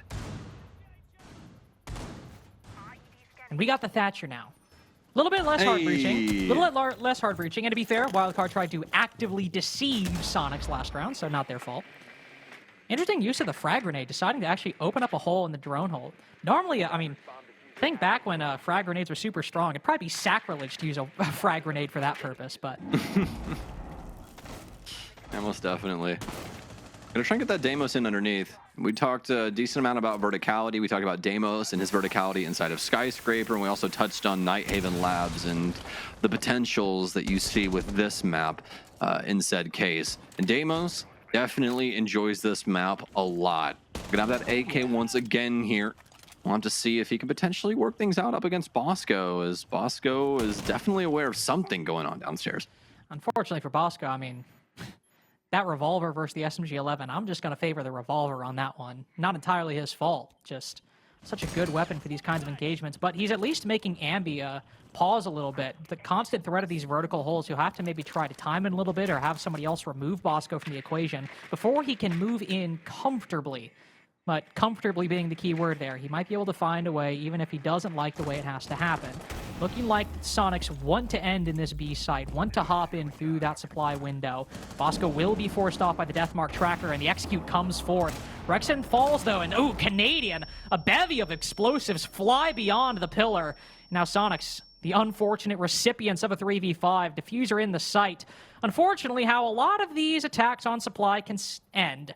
You go for the quick execute and you end up dying. And I gotta say, Sam, not opening garage wall and maybe trying to have somebody push in through that doorway, maybe a little bit of an oversight for the attack. Yeah, it's risky. It's risky. And that's the thing. That's one of those plays where when it works out, everybody's happy, right? We're like, oh, wow, they found a gap. They got in there. They got the big kills. But Wildcard were ready. They had the information, and they knew that the Soniqs were trying to pressure something. And now it's too little too late. You have these guys outside the wall. The case is down inside of barrels, and they're still trying to figure out if there's any oversight on this window. Really any position that they're going to try and work their way in here and get this case control. And for Wildcard, you can see it's all hands on deck. And oh, that could not be more poorly timed. Surf is going to drop down. He does have some verticality to work with. Ambi will get one. Grixer will get another. Nitro cell in. It'll take out Ambi. And with 20 seconds remaining, the Soniqs have got to show up to the site. They got to. Grixer might be the MVP to do it, though. Oh, tags one up through the wall. Z-pings the other. Is that direct intel? Is that an audible? Who knows? Grixer's got full information on these remaining players right now, brief as it is. This round may be anything but ephemeral. They latch on to something solid, but he looks away, falls off at just the wrong time. Even with that 1v1, Surf on such low HP, he's got a troll. And the margin of error is too small for him. Wildcard retake the lead in round 3. Incredible stuff. Wildcard neck and neck right now with the Soniqs. Just in their way of these adaptations. I don't think it was a bad call there for them to try and make that lunge and fight in through barrels. Because again, if they end up sweeping those two players under the rug and they get that plant down, we're all singing their praises and saying how unbelievably smart Canadian is. But they get punished. Wildcard are prepared for these antics, at least this time around, and it doesn't go unchecked. Now, I will give Soniqs their flowers. They did a very good job of fighting back into the round and making this something that could have had some potential in the dying moments. But Wildcard were still solid in that moment. They get pressure checked again. It gets down to the wire, and they're capable of playing things out to a victorious moment. That's really what they're looking for. They're looking for those lines that lead to victory, and they're staying on that warpath. They're thankfully at the point where, again, just an 8-7 with that first map victory. It could be the closest game they played this stage, though that would, of course, be tied with the SSG game they had, where they, fortunately, Wildcard lost 7-8. but it can be as close as you want, but you would still manage to net a massive upset in our first game of the playoffs. Kansan on very comfortable and, dare I say, dangerous territory. A player that can perform this well, he frequently is the soulless player for Wildcard, literally just running around the map, trying to play off game sense and any bits of information he acquires or is fed by his teammates. If Soniqs maybe have a little bit of lapse in their drone work, or maybe be a little bit of that slow team we've seen throughout these attacks and the 2 maps so far, a flank from Kansan could easily be enough to cause a huge amount of concern. Sheesh, they are going full-on extendo right now on this map. No way. You better stop it. You better stop it right now. Oh my goodness gracious. Rexing gets nuked off the map. And that's their entire strategy for what they wanted for their plant. They wanted to try and deal with some potential roamers from Wildcard and then get a plant down underneath one of those soft floors up top. Just have ram their card or have them break up that entire floor, and you got a free oversight. It's perfect. But for Soniqs, that's all out the window now. It's practically sacrilegious as they brought nothing else. There's not a single other option for the Soniqs in that strategy. And Kansan might have the flank here. Knows just one around the corner. He hits the shot too on Ambi. Soniqs, they're getting executed right now. Everything is just going Wildcard's way right now. I mean, this is a basement defense. Who does it outside of the map C4 from Freezer? I mean, I'd be losing my mind. And then Kansan on that pre-fire, of course, damages one, but picks up another afterwards. Spurf can cut down Spiff all he wants, but the angles are favoring WC. A full deck at the moment in round 4, and they've still got cards to play, but oh! Gambling maybe doesn't pay off entirely. 2-man stomp isn't enough to be the end for Wildcard. They have bodies to spare and a widening advantage as victory is 1 round closer, 3-1. And they're feeling solid right now. They're feeling so very solid. The craziest thing about this for me, Carter, is these defenses are coming together very handedly. You got to think about what they're going to produce on these offenses. They looked so good on Skyscraper. It's going to be terrifying once we see this side swap. Look at this Nitro Cell again out of Bosco. And Carter put it best. Who the hell is throwing a Nitro Cell out of the top hatch when it's a basement defense? Well, Wildcard is, and they get the biggest pick in a moment like that you could potentially ask for. Completely sweep this round under the rug, completely change the game plan of what Soniqs were going for round 4. And at this point, I mean, I'm getting warning signs for the Soniqs. Going into today, they were one of, if not the highest rated team on the attacking side. I mean, more than a plus 50% win rate, hovering around the 60% mark. And typically when any team is in the top 3, they've got a positive win rate on both sides. So defense certainly above 50% as well. But on Nighthaven, Wildcard are getting active. They are not letting any, even understandable complacency from the Soniqs go unpunished. To just sort of mention that C4 one more time, it's a pretty basic assumption you're probably not getting C4 there when the site is nowhere near it. And the fact that happens, Wildcard are really pulling out all the stops to try and catch Soniqs off guard. And sometimes it doesn't work. On Skyscraper and on Nighthaven, it's worked far more often than it hasn't. Yeah. I mean, just to put it out there, right? They scrim these maps all the time, guys. If he's comfortable enough to not drone it and get Nitro Cell, think about how little that happens. Just think about it. Like, that's so insane that he pulls that out on game day and it works in such a grandiose way. But for Wildcard, they'll be counting those lucky stars and they'll be happy with the results. 3-1 right now and looking to make things even worse. Soniqs constantly stepping into a hotbed, a hot zone whenever they enter the map. It seems like Wildcard are occupying every single portion of it. This time around, though, a gap here inside of Barrel. Grixer, rather, will find the Electro Claw that is hanging in the ceiling, be able to free up that wall here unless Spiff wants to reapply. Doesn't have one inside of his backpack as of right now, but does have some other antics that he could pull out. It finds that Electro Claw a lot earlier than he did before. And also, look, Bay also importantly now on the opposite side. So if that wall gets opened up, he can fall back into the site safely. 2 players all down below. Spiff seemingly not aware of Grixer's presence and, well, lets a couple slip away where he shouldn't. But this round has completely slipped from Wildcard's fingers. They try to go for the flank down below, and despite the fact that Bay certainly calmed that the IQ is down below and Barrel shooting the Electro Claw, well, they get timinged aggressively. A massive man deficit. Bay on this long angle looks to find another. Support the clash from long range. It's got intel on one, perhaps even two of them. Soniqs begin to consolidate on this side. A DMR round goes right into Bosco's spine, so both defenders now softened up for the oncoming onslaught of the attack. Bosco tries to take out the SMG. A hell of a flick from Bay. You're gonna need more than that, my friend. And he doesn't have enough to give. Soniqs don't take the lead yet, but a tie game is not out of the question anymore. And they're looking for it. They're looking for it here. That might be one of the more dominant, offensive rounds we've seen out of the Sonics so far. Fantastic read as well. They were waiting to see what the answer was going to be from Wildcard, and the answer was this. As soon as that wall pops open, everybody flies into that mid floor and tries to just scoop out the Sonics from the map, but the shoe was obviously on the other foot. Sonics put everybody to the sword and make life a heck of a lot easier once they start leaning towards the site. Here's a replay once again for you. You can see Kansan and Spiff adjust down low, try and get that flank going, but just nothing doing. Comes down to that pretty crazy 1v4-esque situation there as Clash gets gunned down, but no magic this time out of WC. No, not so. A 4-2 half, like last time, would do wonders for their confidence here. You'd have to assume maybe their attack side might be stronger if what they had on Skyscraper was anything to anything to think about. But at least for this final round, what we have to offer, going back to the middle floor. This round did not exactly go very well for the Sonics previously. They did lose it, storage and control. They tried to go in for that blitz play, a quick move in through the supply window, and it was just shut down. Another C4 dealing with the blitz. Grixer was able to recover 3 whole kills to make it a 2v2, but in the end it wasn't enough. It was a very dominant wildcard round, and we got a blitz again. But a lot less hard breaching than we had before. So what is Sonics' plan this go around? Well, we have the Doken. Also have the Flores, and I love the addition of Doke here. They've been having to deal with extensions from Wildcard this entire game, Carter. And who better to bring than the woman that vibrates a phone in every defender across the entire map. A fast move here from Canadian, looking for some top floor presence.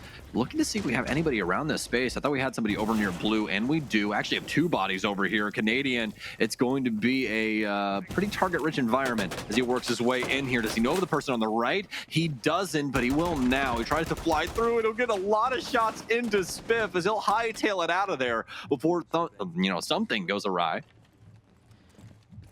Honestly, Wildcard, I think probably pretty happy the fact that everyone on that roam came away alive. They've ceded a lot of control, though, and, well, that 5v5 doesn't last for long. Ambi rips open the floorboards, and Bosco's head is an unfortunate, I suppose, hit by some of the strays through the floor. Spiff also losing a lot of HP on that retreat down to the middle. And so on 37, Boss G might be an effective weapon, but you really got to land those shots if you want to come away the victor in any of these engagements. Hell of an angle held by Kansan right here, holding down below. Also, the main player who can deny C4s, remember, we had Ambi here last time on the attack, and now it's the defense holding basement. Surf's been down somehow, Carter. I have no literally idea. zero I just clue. noticed that. I think he fell off the roof. Aw, big dog, no. Man. Resets don't exist anymore, Surf, okay? Doesn't work out that way. He got dropped. Okay. All right, man. All right, I also man. don't think he did. I just can't. Carter. He's still on liquid. I just wanted to.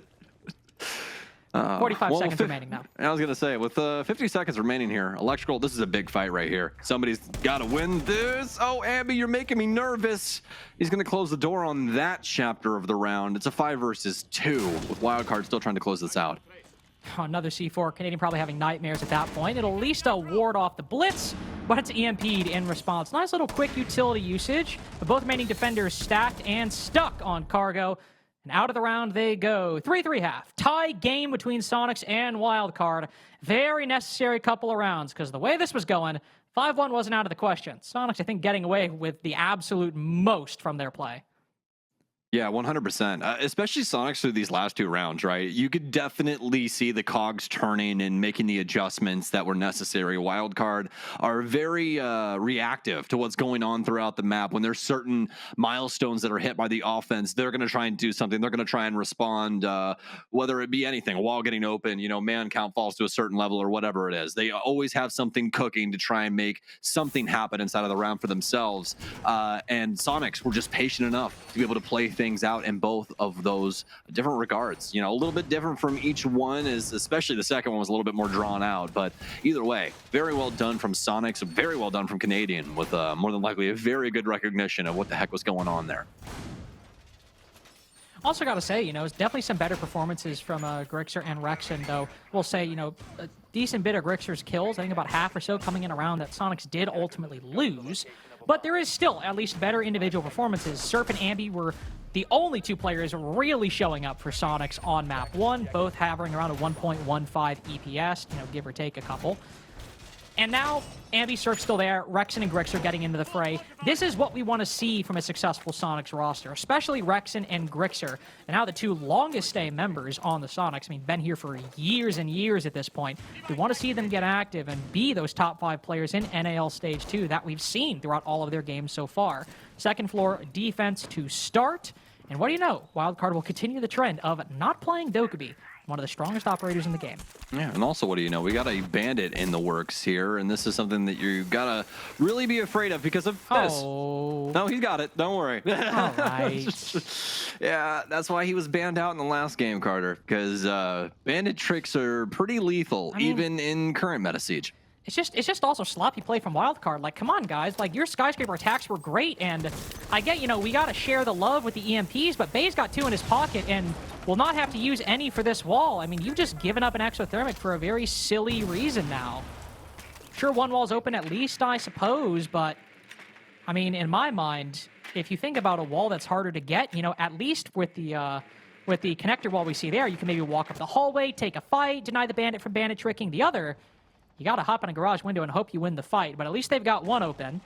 And they've got Spiker inserted into the bottom floor. Now creeping his way up barrels with a drone in front of him. My, oh my. What can he find? Well, about 2-3 years ago, sees a laser. I'd expect the frag grenade here, but obviously not going to have that. Surf, Spiker. Not like 2 ships in the night. Like 2 derby cars, they just smash right into each other, and Spiker will take down Surf. They now know that somebody's down low, though. Ambi will be able to take out 1, so things will at least be equalized for now. Bay taking a little bit of damage, too, as one of our players will work their way up the garage stairs. Do you believe that'll be Canadian? As Bay and the rest of the gang, they're stuck here. There's really nothing that they're going to do for an audible from this position because they have no more hard breach. Everything is electrified on this connector wall. Soniqs can throw stuff over the top. You can throw stuff over the top too, but at the end of the day, somebody's going to have to work their way through electrical, Carter, and try and get some pressure from this portion of the map. And I think a lot of it's going to come down to if Spiker on this backstab will be able to find something. Canadian is ready for anybody to move up Aqua stairs, and Spiker seems to be leaning towards garage as avenue of attack. He will creep up.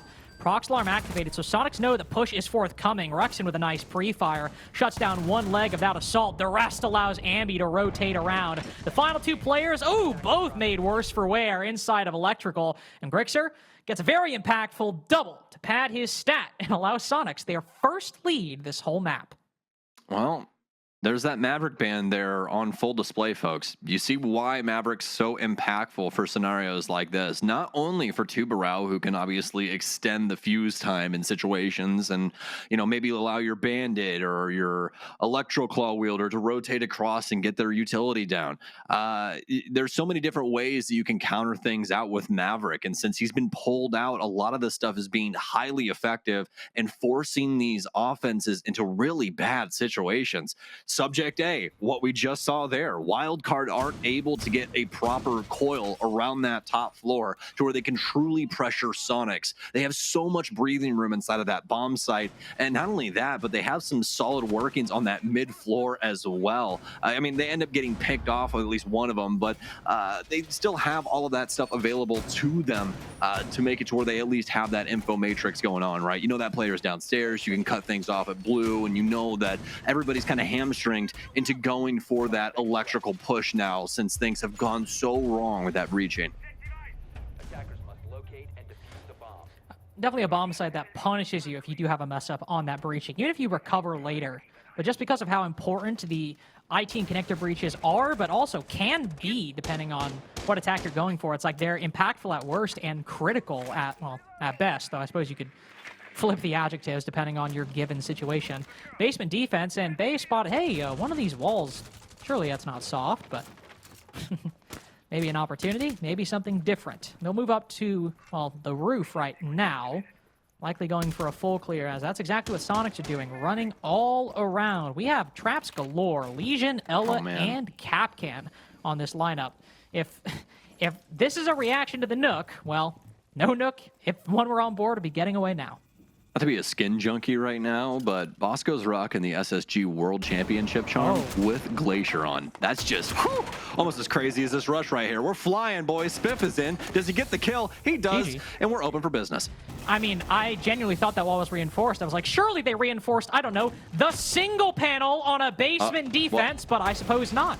They will take quite a lot of damage, but Wildcard have this round in the bag, especially now that Diffuser's gone down. Are you kidding me? Ambi will rotate back, and, I mean, the game has already been given away. Rexen, do you even want to? Do you even want to try? Oh, he will. He'll go for it, and he's gone. Well, that's not the way I'd hope you would lose the lead, as if there was any plan to, I don't know, Gigabrain an unreinforced panel, well, it didn't work. I'm just going to put this out there as well. I mean, they know where all the reinforcements are going down in this entire map. You know what I mean? So, do we just not expect that angle? Is that really what is our downfall here? We just didn't expect Wildcard to try and abuse the soft panel for Animus? Because that's what it seems like. I mean, and the player inside the main area is just completely caught off guard. So, I mean, it's just really unfortunate. And you know what the best part is too? Well, not the best part. It sucks. Depending on who you're a fan of. Well, yeah, exactly. Like, the garage wall was also soft. I mean, we saw that destroyed immediately. So if you wanted to do, like, try and do some, like, 3D chess strategy, we're going to bait them into rushing, but we're going to have somebody on the hatch who's looking down, and it was opened up because it was all soft in 15 seconds. So they knew nobody was playing the hatch.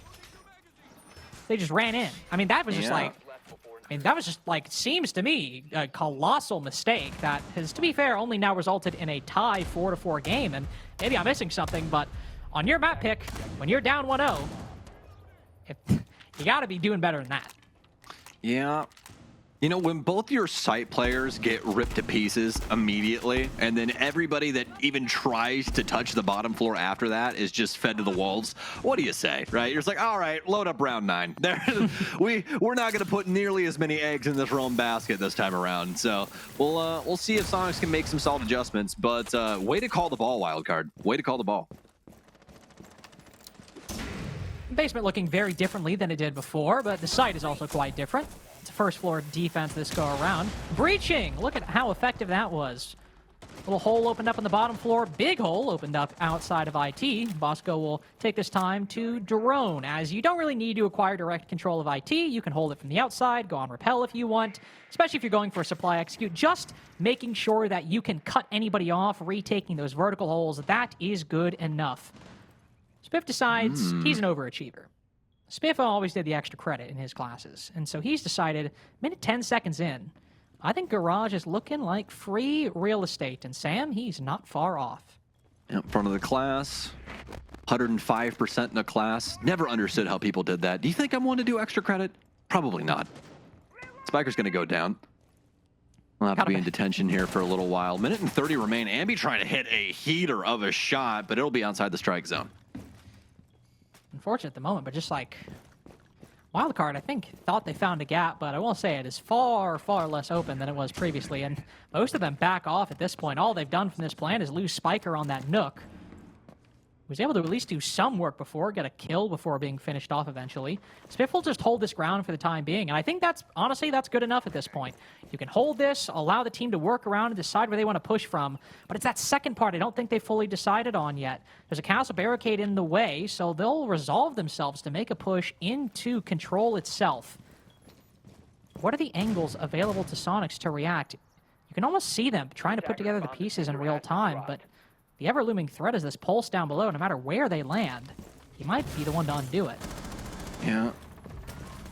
Nitro Cell still available. Surf and Grixer will gun down too. It's a 5 versus 2, and now that we haven't seen some very great showing from Wildcard inside of scenarios like this, but this one a tad bit different. A lot of utility layered here, a lot of crazy positions being held down from the Soniqs, and not really a way to work your way into this late portion of the round. It's all down to Kansan. He's going to try and take this fight in barrels. Somebody should show up to the party soon. It's actually going to be Kansan to take an additional angle before the flawless round pops, and Soniqs will be happy with that one as they will garner the lead yet again. I think I just kind of kept expecting like Wildcard to explode off of that garage control, but it sort of never happened. And to be honest with you, I mean, that pulse was always going to be a threat, but I almost wonder, would they have just been better off maybe leaving that castle barricade up outside of barrels? You know, they've got garage control, like full control, second floor and middle floor. The only real concern is that pulse, but you said maybe Bay down below to try to take that 1v1, or I don't know, just something to nullify him as a factor, even temporarily. He might have had a better execute, but it seemed that everything was just kind of jumbled, especially after that loss of Spiker early on. So he will have a tactical timeout as Wildcard are now down 4-5. Yeah, I think they definitely thought that the gap was a little bit, you know, more readily available there. Maybe some potential swings that they forecasted that never really came through, Carter. And some moments like that can happen, you know what I mean? I mean, Soniqs just not really giving them any of the goods, and you can't exactly work your way forward on breadcrumbs. So for Wildcard, they're going to call attack timeout and try and get something more solid to work into round 10 here. I think this is perfect timing. You and I talk about it a lot when it comes to round spread as to where that timeout should usually slot in. And this is just about where we usually see it, right before the opposing team gets on that penultimate point. And in a game that has been as close as this one has been, it's understandable that Wildcard will wait this long. I mean, it was a 3-3 half in which they had the lead for the majority of the rounds through the first 6. Then you lose round 7, but then you have a massive pop-off read in round 8, and then you unfortunately lose round 9 flawlessly. So hasn't really been a good point or sensible for a point necessarily up until this point. And now, like you said, good a time as any. Second floor defense for Soniqs. We'll have the clash in play. Had her a couple times so far this series, of course, but 2 times brought by Wildcard on this very bomb site. And Soniqs will take a page out of their book, as that's the big adjustment, I would say, in their second attempt of the top floor. 100%. But it seems like Wildcard know that this has some potential. I don't know exactly how. I don't know if they snuck a drone in here and were able to see Surf, but we've got Capitao, we've got Nomad, and we've got Zofia. If there was an environment for Clash to have a terrible time, it would be right now. Yeah, very different picture than it was before. Because I mean, the lineup that Soniqs are running on their their attacks against that Clash, which to be fair, you know, they're able to win. It was still the Capitao and then basically nothing at the second go around. And this time, well done. Concussion goes out and they find Canadian immediately trying to go for a rat play by the window, and he is, well, not long for this world, unfortunately. Early opening pick by Wildcard, and they would run with it on Skyscraper when this situation happened. I mean, Spiker's got to be just so over the moon of the fact that Bay checked that window at the moment that he did. Launches that first concussion in there to stop Bandit from bandit tricking, which also very intelligent to bring that along for the ride. We don't see Sofia all that often anymore, folks. And the main reason is because she's a 3-harmer. I mean, she's just not really good for those entry frag moments like she used to be. But you know what she is great for? Stopping Bandit or stopping really anybody from going through an animation Clash that too. you don't want them to, including Clash. Exactly. You can knock away that shield. It's a very strong option. Nitro cell from Grixer. That would have been a free kill, Carter. We might have to return to that later on. Yeah, we might. The utility usage so far from Wildcard has just been excellent and continues to be so because that Firebolt goes over and stops Grixer from bandit tricking, and EMP as well to nullify the left panel. All of the primary utility brought by Wildcard that we highlighted is going to great effect. All hard breaching used, and I believe all opened up exactly what they wanted. They've still got tools left over to deal with this Clash. 1 concussion, of course, but the 2 air jabs, the Firebolt. They will make direct visual contact of the Clash. Ooh, concussion goes out, and there we go! This Wildcard is looking so clean and clinical, but Rexon's got a pump shotty, and that's enough to shift fortunes. 2 kills on the close bomb chassis, and that's the electrical push completely gone. Ambi with a pop out. He shows them. You're damn right he does. 5v3 has slipped through their fingers. Grains of sand on Nighthaven. And what are Bay and Kansan to do to recover? All trapped, or not even all, just 1 outside of garage. And the other on the opposite side, inside of connector. Got to try and grasp a way out of this, and the shotgun is too much.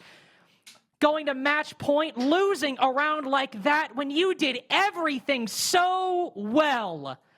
That is a heartbreaker. They did everything right, man. They did everything right, Carter. But there's one thing that you can never predict in Rainbow Six Siege, and that's how hard the M590 is going to hit you. And that time around, wow, just incredible stuff. Let's get a replay in here because there's just quite a few of these moments that were just so bombastic from both sides. Here it is. Look at what Rexon does with that M590, man. That is something right there that Soniqs have just got to count their lucky stars because it doesn't go down that way every single time. But, you know, I've said this a couple times on broadcast previously, but I haven't said it for a long time. Pojo Man once said about the M590 that it's just a gun that you have to believe in. It is fueled by your hopes and dreams. And right there, man, Rexon was a dreamer. He was dreaming on for sure. And also, just, I mean, believing in his teammates, too, because you look at that coordination. When Rexon gets that first kill, you turn around, that guy was already down. He had said, I'm watching electrical, somebody else watched the breach. They had all the angles covered. There was no redundancy, no chaos. They were able to close out that 3v5 with as extreme effectiveness as Wildcard conducted the entire preceding minute and a half of round 10. And the fact that they're not rewarded with that victory, sure, it's great play from the Soniqs, but that could have been 5-5 after the TAC timeout. This could be anybody's game. Anybody could have been getting match point in round 11. Now, Wildcard in the exact same position the Soniqs were when Skyscraper ended and went the way of Wildcard. It was a 7-4 victory for WC. Now the shoe's on the other foot. 2 rounds in a row and their attacks necessary. But if they look anything like last round, that's entirely possible. So what a crazy set of circumstances. Skyscraper goes the way of Wildcard in a very dominant fashion, and now Soniqs looking so grand when it comes to their defenses, especially here so far. Did have a couple of slip-ups.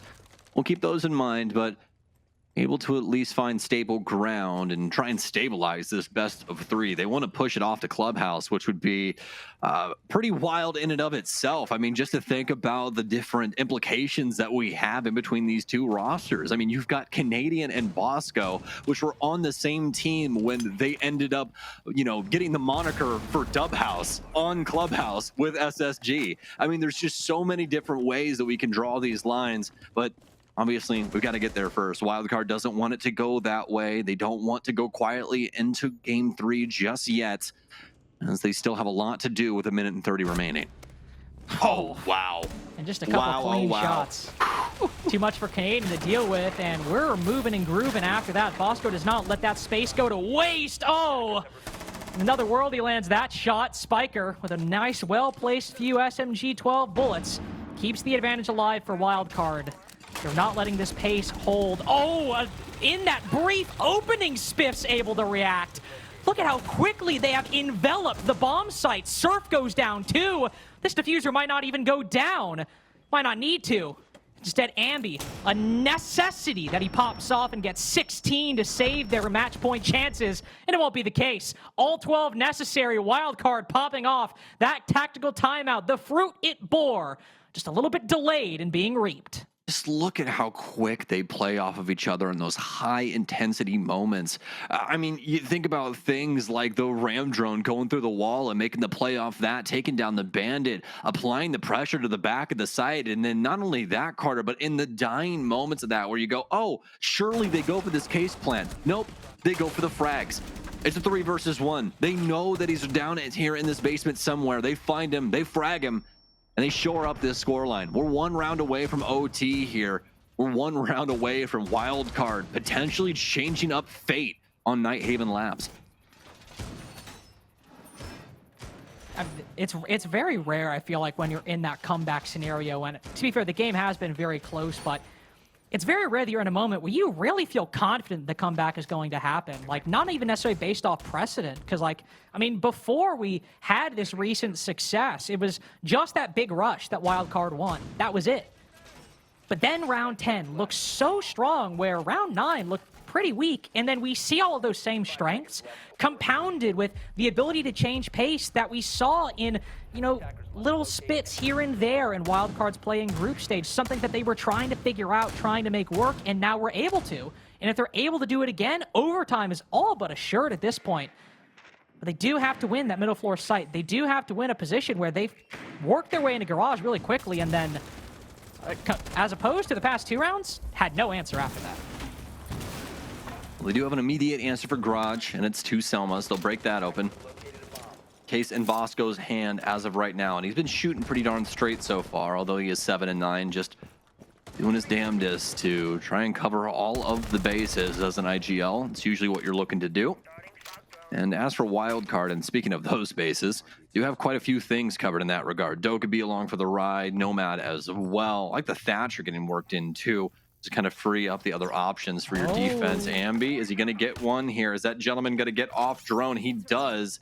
No longer paying attention. Ambi's still going to go for it, and he'll get it as well. That SMG-11 didn't even need it. Could have been a pistol. The first bullet out of that thing rips somebody to shreds. But Kansan, he's got a plant. He's got a plant. Nobody knows this is happening, and Kansan's in here for free. It's a 5 versus 3. This Wildcard pulled across the line.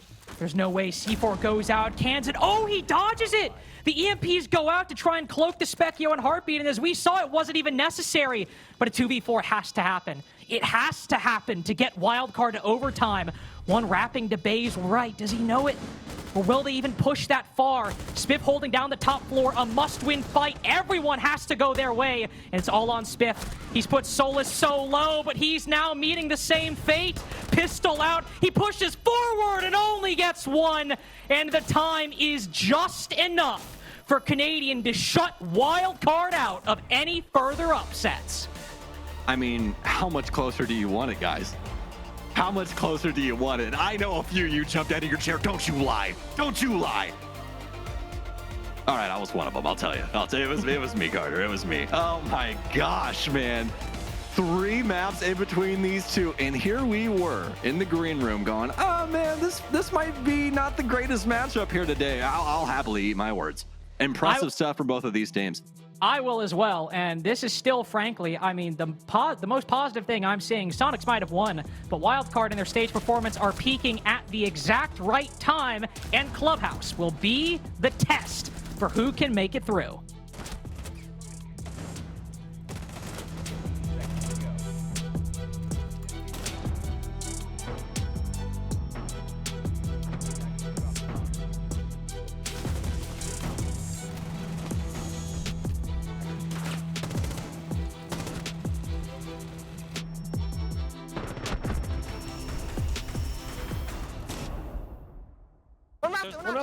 One Raptors. Raptors and where's last? Could be 4 call, could be 4 call. The window. Last one's Raptors. Raptors. I'm popping. Hold my window. Window at the window. Go, on the window. Nice. Let's fucking go. Go, boys. I'm fucking nasty, dude. Good shit, Ambi. You're fucking nasty. Well, welcome back to Philadelphia here, viewers. I love to see him so excited at the end there. And Soniqs perhaps with good reason to be excited for Winning Labs, because I'll be honest, to you folks at home and us here on the desk, this is a lot closer than it should be. I'll just say, that was so lucky Troy had the heads-up play of not sticking that defuse and getting that kill on the window, because if Spiff just gets that first kill and realizes Troy's defusing, they go overtime. Yeah, if Troy doesn't make a play like that, it definitely, I mean, Spiff gets the second kill because I don't think Ambi was there fast enough. There was only like 1 second left for him to hop off. But I mean, I think that was really the story of Labs, was just heads-up plays from SQ. The way that they were constantly getting the opening kill, they fixed the issues that they were struggling with on Skyscraper, and obviously they were way better equipped. I mean, yes, a lot of those rounds ended up going the wire. I think Wildcard is definitely firing on all cylinders today, keeping the games close, keeping Soniqs on their toes with a lot of the fast rushes that they were doing. But Soniqs was just always one step ahead of them. Every single kill, for the most part, they were able to trade and constantly focus on the round that they, how to win the round. That was their game plan, and I think it was beautifully executed on I mean, laps. even heads-up plays like on that round 8 where Wildcard quickly realized that soft wall was in that storage container where Armory, you know, they baited the Armory hold and then just immediately rushed to the bottom floor site, immediately taking that site, getting the map control, going for the bomb plan. I mean, I've truly been impressed so far throughout this series how well Wildcard has been adapting and just playing, especially in their attacking half where they've struggled for so long. So the fact that they are going back and forth with Soniqs right now, I don't even want to necessarily say Soniqs are playing bad, but Wildcard is doing a great job at keeping it very close and competitive. I mean, you think it's fair to say, Fox, this might be the best kind of performance that we've seen across the board from Wildcards this stage. I mean, obviously, Soniqs will give them their flowers here. Ambi popping off on the map, huge amount of kills, really holding down the top floor even on that last round. But I feel like we're seeing a Wildcard we haven't seen in ages. Not at all. I mean, I agree. Yeah, Soniqs has been playing, I mean, great game to them, great game to every player on the team, and Ambi so far on map 2. But you're right. I mean, Wildcard, regardless win or lose of this third map, I'm really impressed with the Wildcard that we've seen so far. It's a team that we wanted to see more consistently throughout the stage, and they've slowly been getting better. They barely got that 6th place spot, but now they're fighting one of the top teams that everyone was referring to as one of the top 2 teams. And if Wildcard continues to play like this, obviously I think Labs was just a better SQ map. But now we're going to Clubhouse. Clubhouse is a map that both teams first played on in week 1. Yes. It looked like it should have been a Wildcard win, but SQ out-adapt them. And now Wildcard's in a position to bring it back, and they look like a way better team than they were in week 1. Yeah, I mean, a real good illustration of that. You've already kind of hinted at it here, Laxing, but that round 8 was crazy. That was a crazy round, and Wildcard took complete advantage. Yeah, round 8 was a beautiful read from Wildcard on how adaptable and fast they've been. I mean, just noticing that the single wall was unreinforced, they make the aggressive entry, they get the opening kill, and then they put the plant down. To be able to recognize that there's only one player in sight, and they initially, Bay just runs up to him, goes and takes that gunfight head-to-head. They're able to shut him down, and once the case has been put down on the floor, I mean, it's lights out for Wildcard, and obviously, just what a beautiful read, but the rush, it's the aggressive Wildcard that's been keeping SQ shocked every round and into it every round, and they're not letting these games go easily, not letting the rounds go easily, because they're slowly getting better, and that's a really amazing aggressive attack from Wildcard. And even for Spiff, I mean, he was the one that led that charge with that buck, got in there, got that first initial pick, and kept taking that map control. And that's what we said that we've been needing to see from him. And that's obviously the display of what can be done if he stays alive, if he gets that opening pick and creates that segue into sight for the rest of the team. I mean, again, Wildcard's looking really scary here. And again, they're looking extremely consistent.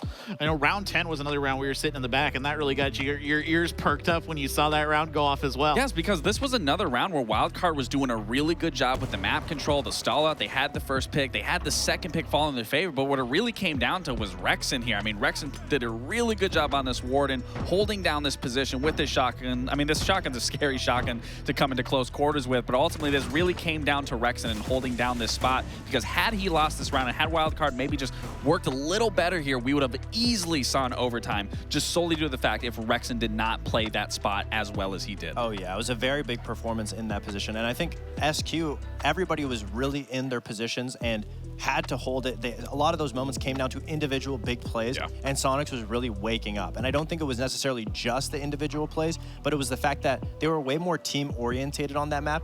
If Rexen was to have gone down there, they had players rafters and in server. There constantly was connections between the SQ players, even in the last round. Canadian playing off of Spiff, playing off of Ambi upstairs and rafters. On Labs, it looked like SQ was way more prepared to play off of each other, way more, they had a way better understanding of where everybody was from their teammates, as opposed to Skyscraper. Skyscraper looked very lost. It just didn't look like a comfortable SQ. Now, again, the next map is going to be Clubhouse, and that's a map where both teams, very default map, they're comfortable against each other on it, and it's really going to come down to who's the better team today.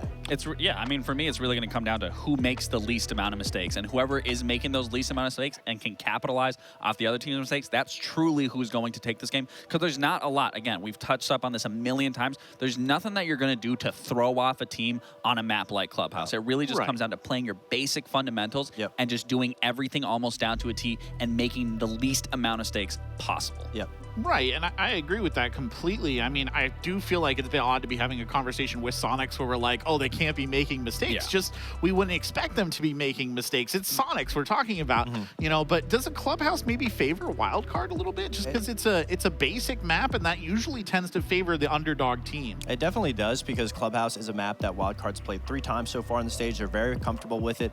But on the same end, we're talking about mistakes. Clubhouse is a map that you don't really make mistakes on, just because it's so default. Every player in this server so far has been playing it for 4, 5, 6 years. So obviously it's going to come down to just who is able to play off of each other better. It comes down to the minute individual plays, the big shot calls, who's going fast, what adaptation is called. You know, it really comes down to those and who's the better team. Yeah, the quick adjustments, because it's not something that you can shock and surprise anybody. And so far, I will say Wildcard has been amazing at being surprising, at keeping the aggression, keeping the pace, getting those opening kills. And Soniqs so far, even though they have been able to adapt on the trade, be able to play off of each other, it hasn't been the Soniqs that we are so comfortable seeing.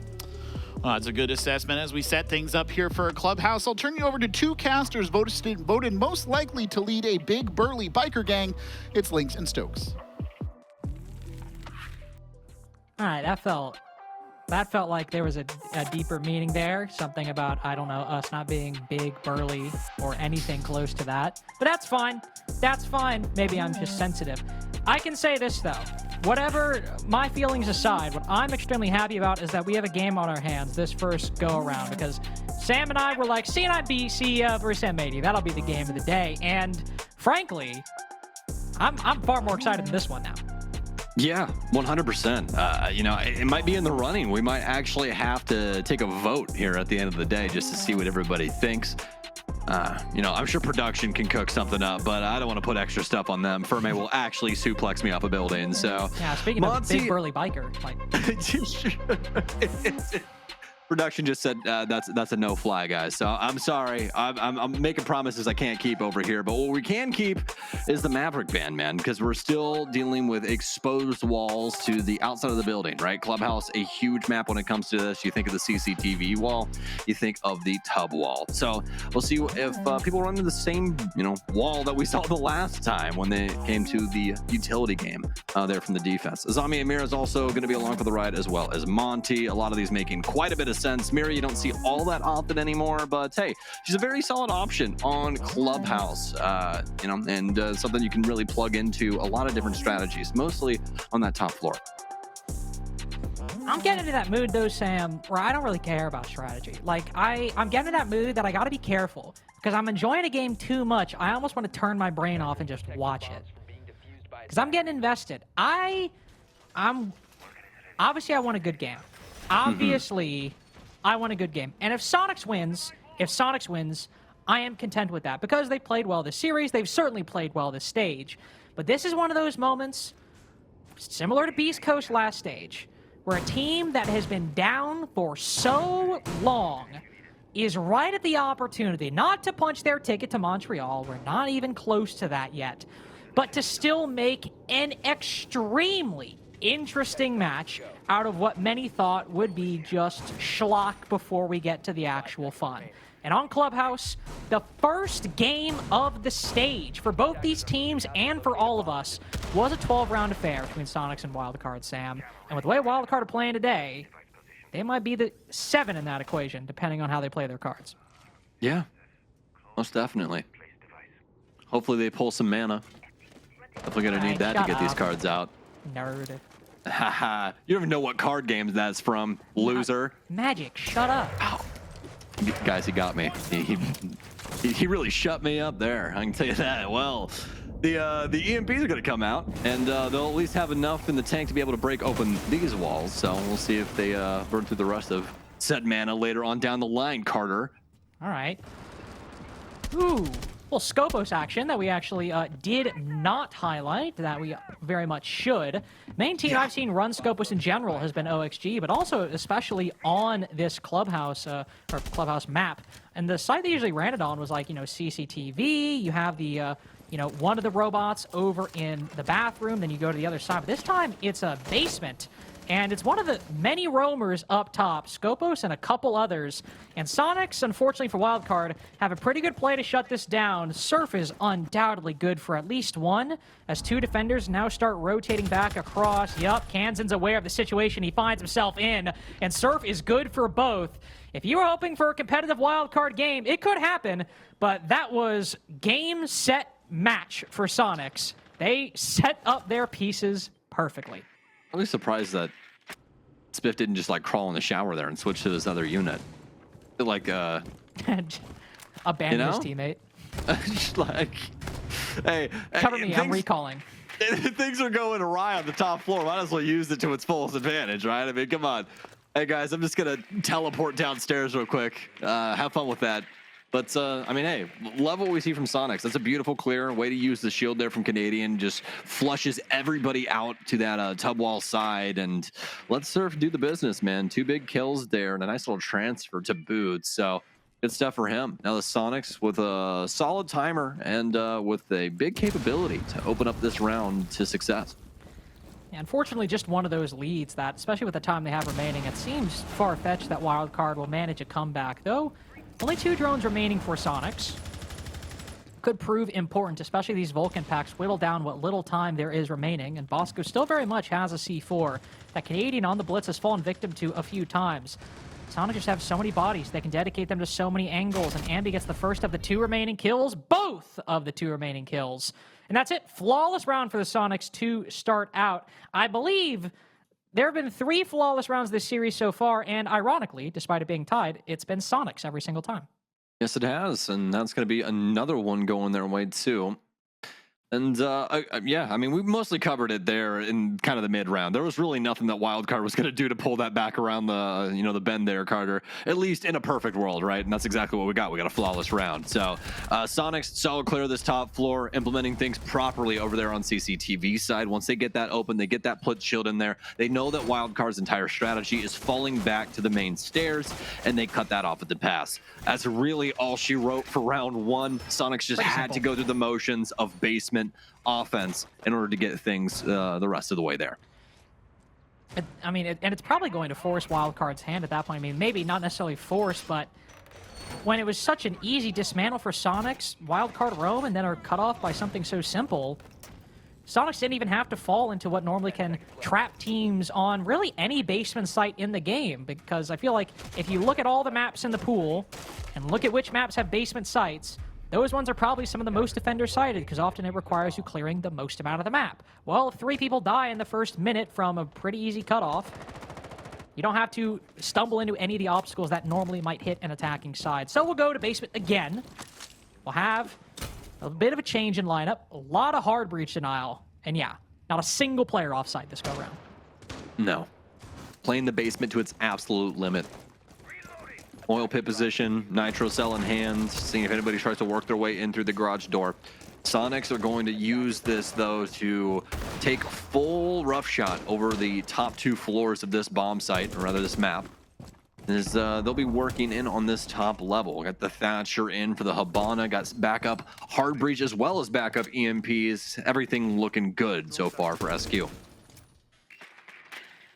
Expeditious moving through this top floor. I mean, clearly showing that they don't need 3 kills to get them down to this middle floor quickly, or to realize that Wildcard are just sitting down below. That's the danger of Wildcard strategy. Sure, you might get all that control quickly, but with Electric Claws, batteries, and Zoto canisters, you could still find yourself burning a minute 30. Even if you're efficient on your clear, and more often than not on basement just because of how much stuff you got to deal with. 3 hatches, vertical holes that could give away a C4, deciding if you want to go down blue or church or dirt tunnel. So many things you got to consider. You start burning time anyway. Soniqs are at least doing what they can right now. One Zoto's gone out. They've used all their EMPs to try to open up some of these hatches, and they are burning through this utility very quickly. But with all those EMPs gone, that electricity comes back. There's a far less easy ways to get them through. 100%. They're getting the hatch work done. Actually didn't end up getting stuck. I thought we saw them build up for that too, but no dice. I have to rotate back and get it now. I think that's what they're communicating in the moment. You can see Grix are motioning over here. Drone out for Canadian as he's trying to figure things out for this entire squad. And yes, indeed, big miss there. the minimal time remaining, the Sonics have got to get something going towards this basement. And that's a massive miss because Grixer only had 6x Kairos remaining. That was the last bit he could get a hatch with, and Surf wanted to use all of his hard recharges, or certainly one of them, for dirt. This is what I mean. This utility sync setup for Wildcard, if it's played effectively, which it has been, can completely nullify any early gains made by an attacking team, and that's exactly what's happening here. All of Rexon's utility has been used. So much time has been spent, and Sonics have not even transitioned down to the bottom floor yet. This utility has gone by. With the Grim gone, you're just relying on Canadian making space. You're relying on the guns working out, and thankfully, Sonics have been shooting straight, Ambi in particular. Canadian drops, everybody moves to the basement, and Wildcard cannot hold a candle. Spiker rotates, might catch him off guard, but he's spotted at the last second and only gets one. That was a wild card round through and through, and by the skin of their teeth and by the grace of gunfire, Sonics get 2 in a row. Well, my opener was going to be, see guys, Siege is still a utility game. They just won the entire round based off that. And then Sonics just shot all of them in the face, Carter. Carter, they shot them all. It was not good. Just dropped the hatch like a bat out of hell and put everyone into the dirt. That was pretty crazy out of SQ. Let's get another replay in here just so you guys can see this. Oh, Canadian flies in here on blue. You have Rexon, I'm assuming, coming down the blue stairs because they didn't end up getting that hatch. And you have the 2 in from dirt. It is all hands on deck inside of Armory, and it works out. I mean, definitely, you know, MVP performance from Surf, and Ambi didn't even die. He got down in the first kind of situation, like going down main stairs, and he didn't even die. Only Rexon has gone down so far. That is impressive stuff. Basically, a nigh flawless round, 2 rounds in a row, effectively a flawless round, 2 rounds in a row. And getting one out of that is crazy, but gotta highlight Surf. Another 3K in that round. He was not the highest rated player on Nighthaven. He was actually 4th at a 1.0, but given his crazy performance on Skyscraper, even though Sonics lost, him and Ambi so far have at least 2 pretty easy MVP candidate performances, and if they're the 2 players popping off on Clubhouse, maybe it goes to Ambi because he popped off in the map Sonics won, but Surf is right up there with him. Well, for those that are listening to our analysts, you guys might have heard them touch on something earlier on inside of this series. It happened to do with this character that Grixers bring along for the ride. Wildcard really likes to position tightly knit, especially when it comes to their bomb site. And Ying is something that just does such a good job of breaking things up with her Kandalas. So we'll see if that has anything to do with the answer to Sonics. What they're trying to provide here for round 3. It looks like it might be the resolution to logistics. That Electroclaw not going to be on good timing, so SQ will get the tub wall open, and it's all happening so fast. Oh, poor Grixer cut down, though. Ambi Gar hooking through the main stairs window, able to find one. It's Wildcard with the lead, though. Surf switching to his secondary, not able to do enough. A blitz execute for Sonics, and it all goes up in flames. 2-1 now. Wildcard with their first. Hey, gotta give Kansan some flowers there as well. We had 2 triples out of Surf in the previous 2 rounds, a triple there for Kansan, and some sexy movement on top of that, man. He got the 2 over on gold, immediately switches over next to the default camera at the top of main, and finds that last player working in through Logi. Fantastic recognition of what Sonics are trying to do there, and just, you know, having that readiness in the moment to be able to battle back up against a pretty feisty rush. I think Grix are going down there first. I mean, not only just in terms of giving the man advantage to Wildcard, but you highlighted that Ying and the Ying Amaru execute. 2 things that can easily throw the defense off guard. The Candela's going one way, the Gar hook going from a position you don't expect, and then the bulk of the attack actually coming from Jacuzzi. Wildcard had to look a lot of ways at a lot of moments, but able to cut down the Ying first, nullify any further Candelas. Really, really good stuff by the defense to set themselves up well. CCTV now coming out from the defense as, well, they've lost basement twice. So that's the one downside for this defense going forward. We'll have CCTV, but you got to go back to basement eventually. So Zofia going to come in. More than likely just something to try and prevent the bandit tricking, but do you see what I see? Akali in. We're going to have... I was going to say Thermite, but... Okay, all right. We get it. We get it. You're witty, okay? I really am quite something. Also, an electrical on the floor. Ooh, with that electrical on the floor, will the lance hit that? It should. Yes. I was about to say. Should. Well, I don't know. Yeah. I never like consciously witnessed that interaction, so I was like, yeah, maybe it won't, but it did.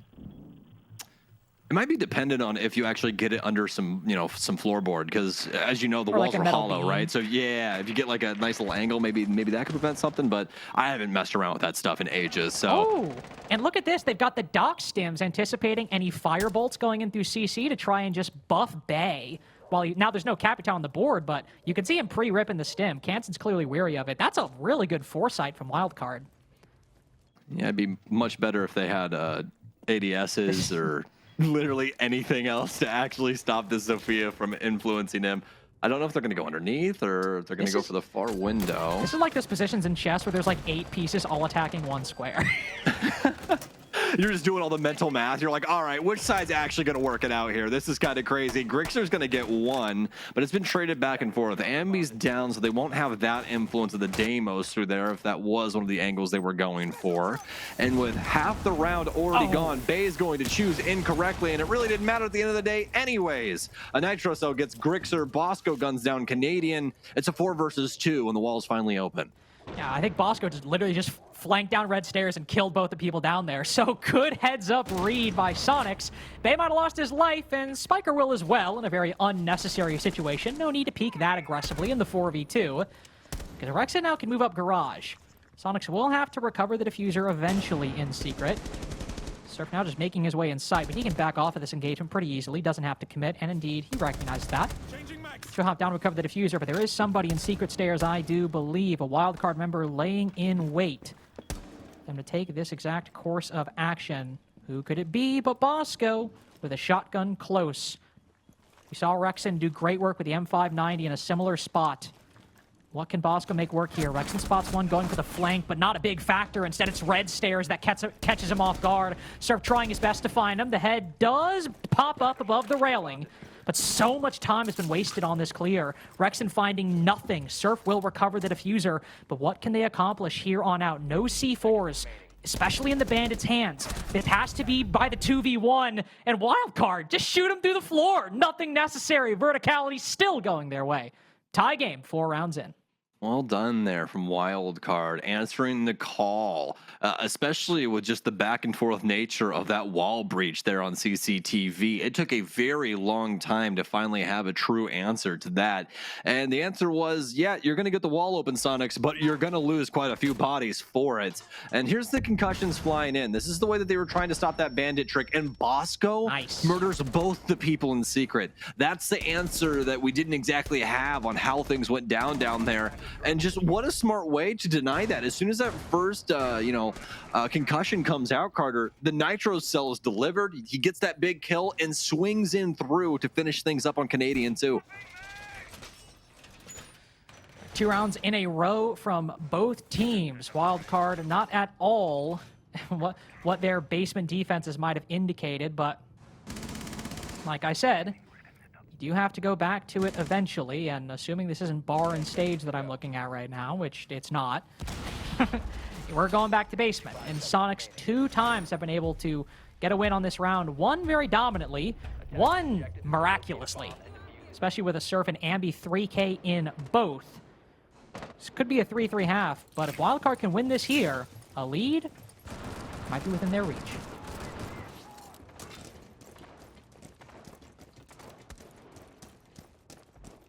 Decent amount of delay on Wildcard's side. These traps implemented, Solus there to just try and soak up some of these drones. But what I specifically like is that they've got these Banshees along for the ride with Smoke and Goyo. Just think about how you could have those potentially interact with each other, or just straight up the denial of time, denial of space away from the offense. Something that Soniqs will more than likely have to rub shoulders with very soon and potentially try and find an answer for. They don't exactly have anything that is sounding the alarms of, oh, this is the exact way we're going to solve this inside of this lineup. But might just have them walk in and kill some people. That's definitely one of the options. We're not... This is not going to happen again, right? I mean, they're not getting cut off, but... All right, so we try to do the roam again, and we... to their credit, Carter, okay? They brought Legion, they brought Malusi. Oh, Canadian just found the most direct route. Well, you didn't say they lost Legion. Well, now that I know that. I mean, I'm just saying, at least they brought a couple of things to, you know, consider Canadian flying through the top floor on Blitz. It just, it worked out in potentially the worst way it could. Oh, God. Dude, Kansan. Oh, Kansan. Oh, no. Oh, guys, it gets worse, guys. Spiker's been stripped the whole time? Yeah. Oh, you didn't get one?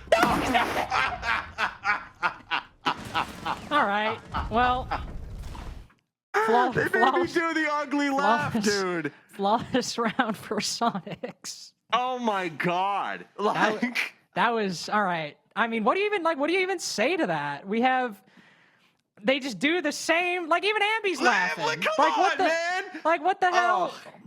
To quote Fettuccine, what the hell was that Looney Tunes ass round of Rainbow Six? Like, what? We do the roam again, and it doesn't work again. Because to be fair, you know, Soniqs didn't cut it off that time. Ambi just, you know, entered flow state. But then we get the 2v5 because Kansan, dude, I actually lost it when that Blitz just slowly walked around the corner.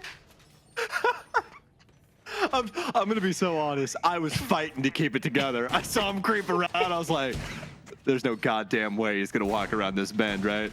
Right? Like, Come on." This Blitz just like slowly walk around the corner, like, "Oh hey, what's up?" Oh man, that's one for the books right there, folks, and not in a good way, at least for Wildcard. It's just, remember the Riddler like in that video and Batman like, "Hey guys."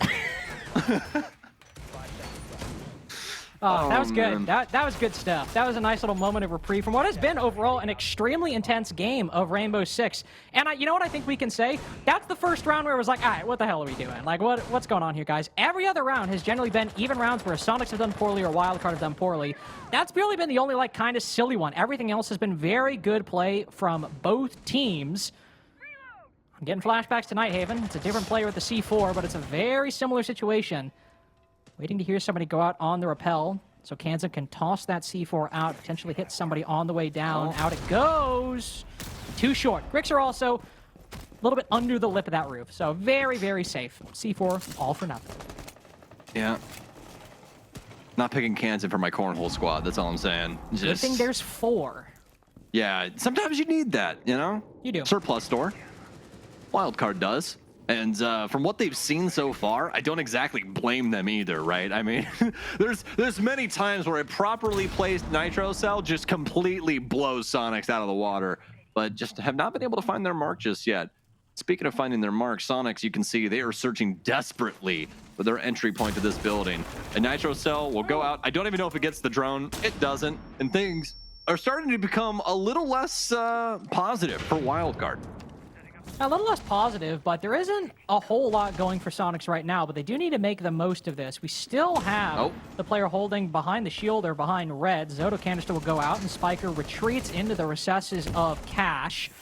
There's so many players coalescing around this position. He's got to be careful. Thank God that Soma charge just got destroyed. Spiker can hold this position for a little longer. Oh, very late reaction. Ambi might not have been on a screen for long, but could have gotten away with a whole lot more than just 86 remaining HP on the Deimos. One looking for the entry. Everyone from Wildcard trying their best to support Spiker the best they can. The Deimos has gone down, so that vertical pressure a little less worrisome than it was before. Soniqs also, oh no, get away with robbery! Spiff, unfortunately the attacker too far below the soft wall, can't land those shots. Kansan goes down too. They put everything on defending Spiker, and they've come away in the disadvantage. Those trades were supposed to play out so much better for Wildcard. They had everything implemented, and instead Soniqs make it away with 2 big frags. They found a way back into this. Opened up the entirety of construction. These crossfires still something you got to worry about, but almost a moment there. We talked about the amount of nitro cells on defense, and there was another one in their back pocket. That one meant for Rexon, but it won't get him. And with 20 seconds remaining, this case has got to find a home. It's got to. 50 seconds or 15 seconds left. Rexon not the one with the diffuser. He's instead the first one through the breach. Surf goes down, so Wildcard even game. Oh, still trading, still shooting back. Bay hops out, tries to extricate himself from the situation. Bosco retakes that ground, and he's got enough time. He's got enough room to tie this half. 0 seconds remaining, 1v1 by the end. But Wildcard have kept it close and nullified Soniqs' lead. I mean, how many times is Wildcard going to hit us with the, I didn't hear no bell? Like, it's just, it seems like there's so many of these rounds that they've clutched up where they just take it to the Soniqs and they find like these just insane lines where just in a split moment, Soniqs aren't watching the exact thing that they need to get back into the rounds. And yet again, we have it. Wildcard specifically right here, this crazy move from Bay that gets that nice frag. And then once again, the rotation from Bosco. You know what they don't expect? 2 to be there. They end up getting taken down. 3-3 now as Wildcard will take control on the offensive side. But what a crazy half we just witnessed. Very, very crazy stuff. Could have been a 4-2 if that second basement defense goes Wildcard's way. I mean, all the odds were against Soniqs, and they just pull through, though, in no small part from a big 3K from Surf. Could have been a winning half, just like Skyscraper. Won't be the case, but Soniqs, three at least triple kills throughout the 6 rounds we've seen so far. 2 from Ambi and 1 from Surf. Massive individual performances from Soniqs to get a lot of these rounds over the line. Every single one they won had somebody getting a 3K. And still they only got a tie game. That's a good omen for Wildcard at least. But let's look at how they're able to tackle this church site, because we saw how much benefit it gave the Soniqs being able to win that twice. And, well, actually, it's the only site they won, I'm now just realizing. Yeah. So Wildcard can win this. It's a good sign. Yeah, very positive. It's the way they want to open up this side as well. I mean, when it's 3-3 like this, any little bit of sway, always a good omen, especially when it's going your way. Now for this offense, I like the fact that we're bringing the Buck back in. I cannot speak right now. it was coming. It worked its way out. Just because of those angles that we usually see over by Kitchen. It's amazing stuff to be able to implement, especially trying to deal with those deep armory spots. So we'll see them more than likely try and break that up sooner rather than later. But just recognizing now that nobody is on this mid floor, they'll continue to prosper into this mid round. And Soniqs going with that full hard breach denial defense. Instead of the bandit like Wildcard had, they will have the mute instead. Remember how much difficult it was for the Soniqs. They needed players to go big in that late round, and Wildcard are putting themselves in a similar position. And unfortunately, you know, assuming it goes well, assuming they're able to reach a similar position, that is hilarious, actually.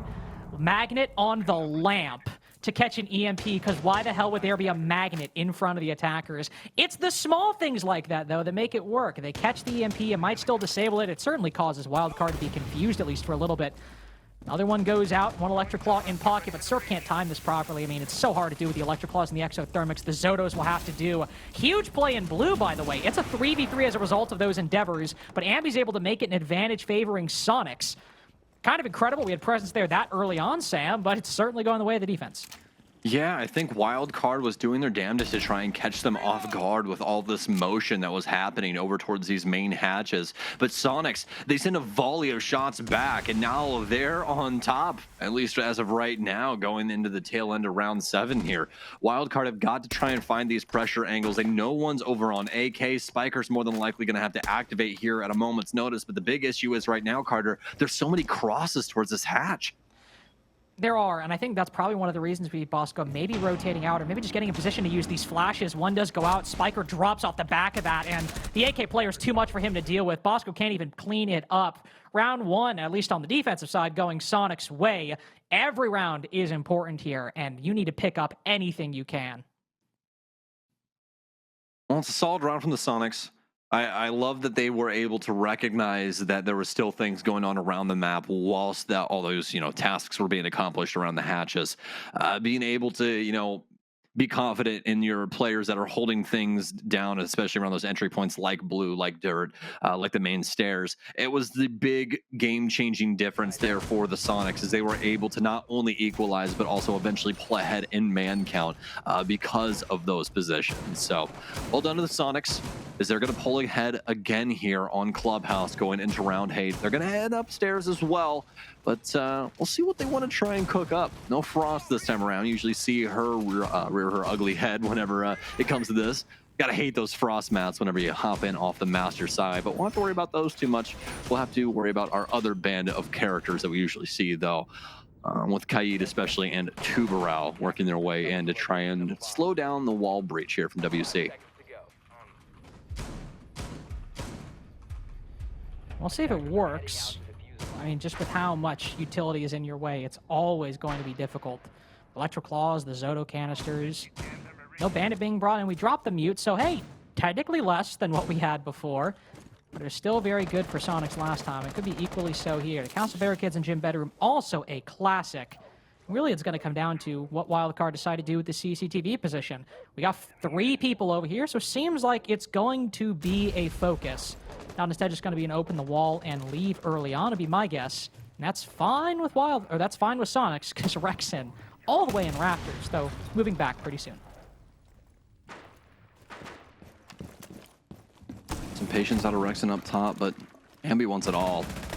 Knows that player's outside, and he's hunting him down, even with the ump in hand. Does not care. Also just takes one proper click, and that could be the game-changing moment here. Electroclaw for Canadian, nothing to really stop this from getting blown sky high, and now that wall will be readily available for the offense. Ambi still trying to hold things down here at yellow stairs. They know that player's outside. Rexen getting aggressive. He almost hits the flick over to the main door, and they're trying to take the full house. It's all cards on the deck here, as this entire table is looking to be a full sweep out of SQ. Now, Wildcard had no idea how to deal with this extension. Ambi on for 3 now. Rexen finally getting on the board. Thought he at least got 1 in that affair down in Garage, but seems to not be the case. Let's give him his 4th. Super shorty around the corner. Instead, it's Canadian. Sonic's 4th flawless round this series.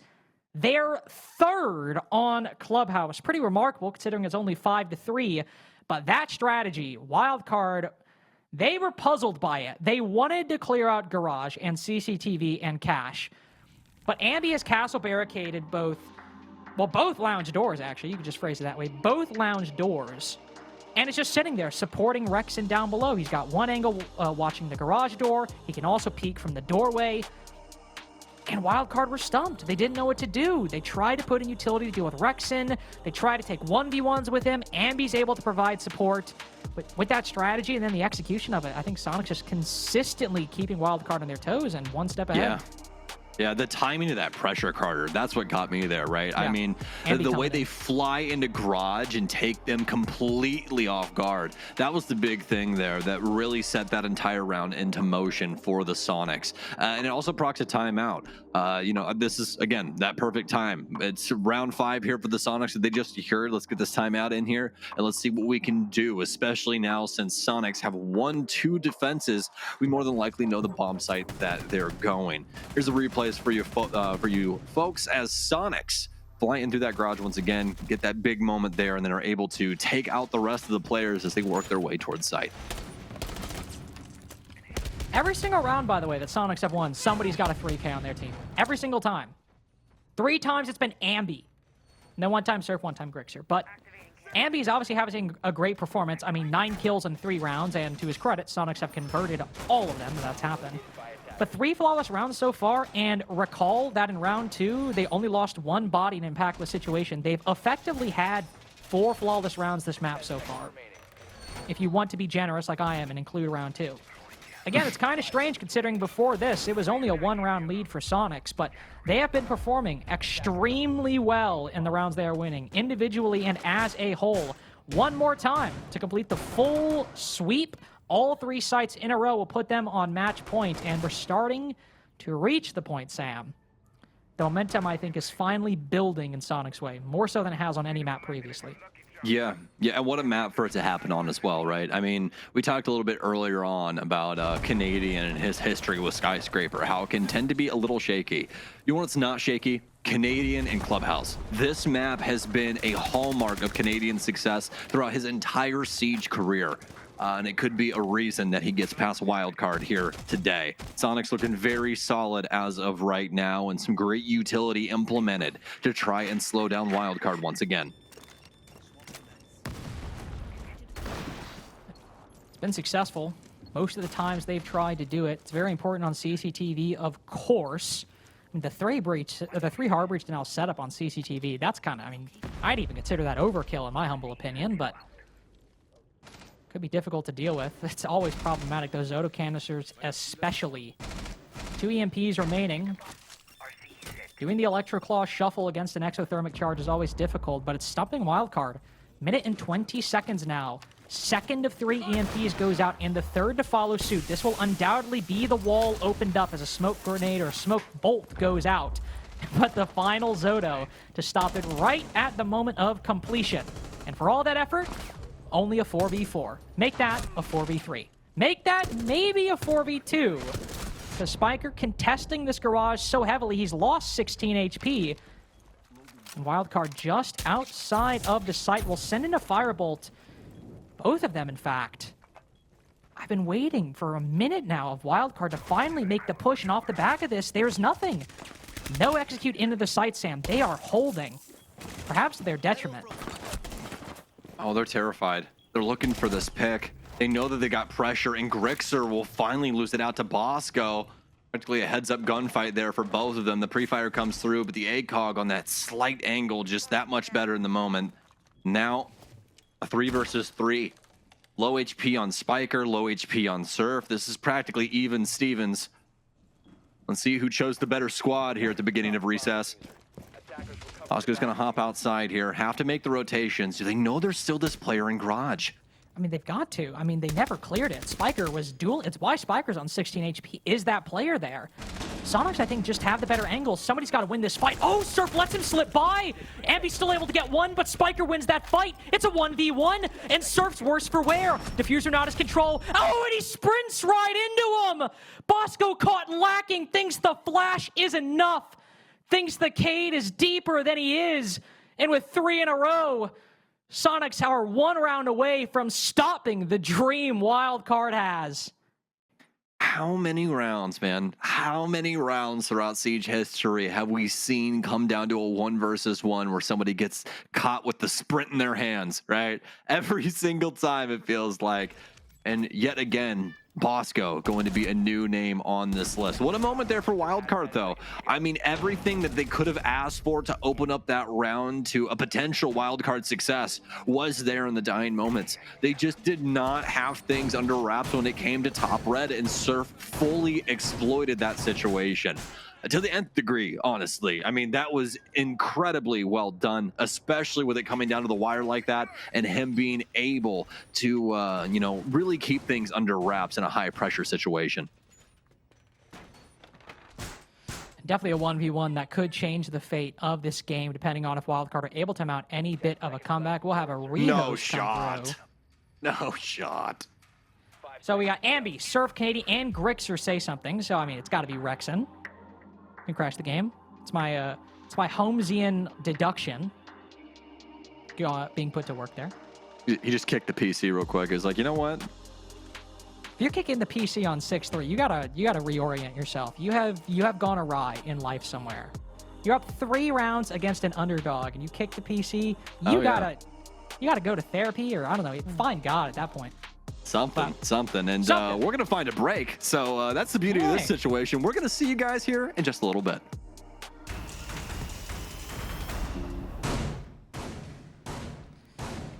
Potentially the final round of Soniqs versus Wildcard could be underway as we come back from that break. If you are just now tuning in, well, you're really coming in at the least eventful part. Unfortunately, we had the upset from Wildcard, the close Nighthaven.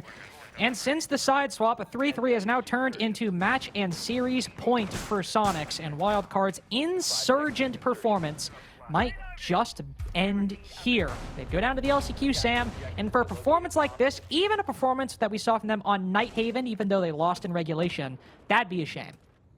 Yeah, most definitely. And honestly, I think at this point, it'd be a shame for really either squad. I think we really did get the best of the best when it came to NA this stage in playoffs, because these games so far have been ludicrous. It makes me even more excited for what we're going to see later on today. I really hope that they can hold a candle to this best of 3 that you and I have been able to be a part of. Yeah, right? Exactly. You never know with these things. That's why we play the games, right? You can't always play them on paper. As of now, Soniqs trying to scratch the last of their ticket in for that 7th and coveted round to close this thing out. By the way, the trend continues. 6 round wins and 6 3Ks from Soniqs, as Surf also getting a 1v2/1v1 in round 9.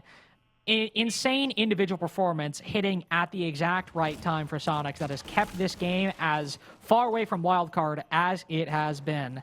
It's definitely been Wildcard's weakest map so far, but because the first 2 were so strong, that's not exactly saying they've been doing bad.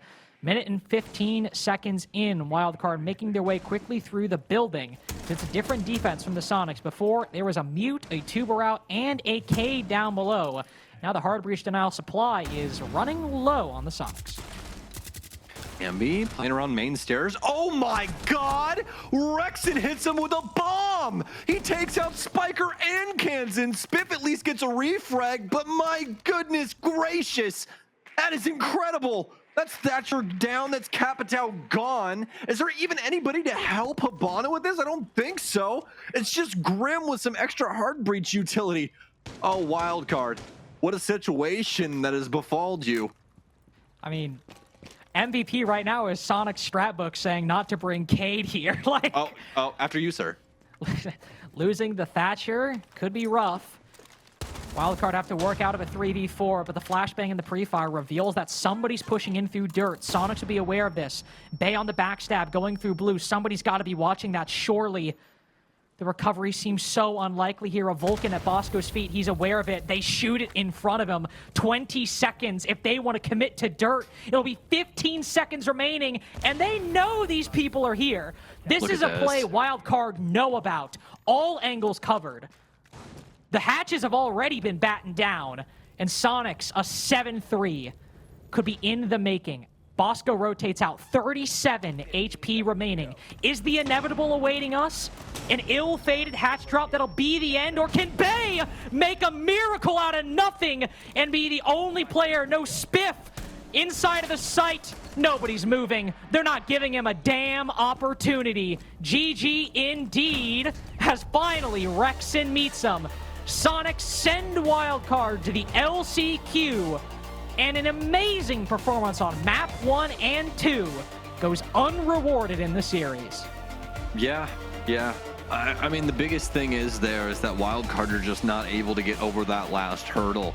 They get down to the last map here and things get so complicated for them. They are not capable of really dealing with a lot of these setups from the Soniqs. It was really Soniqs that had finally put on that thinking cap and started showing off just how creative and talented this squad is. Well, if that game was good, C9 M80 could be insane. So don't go anywhere. Series 2 right after this.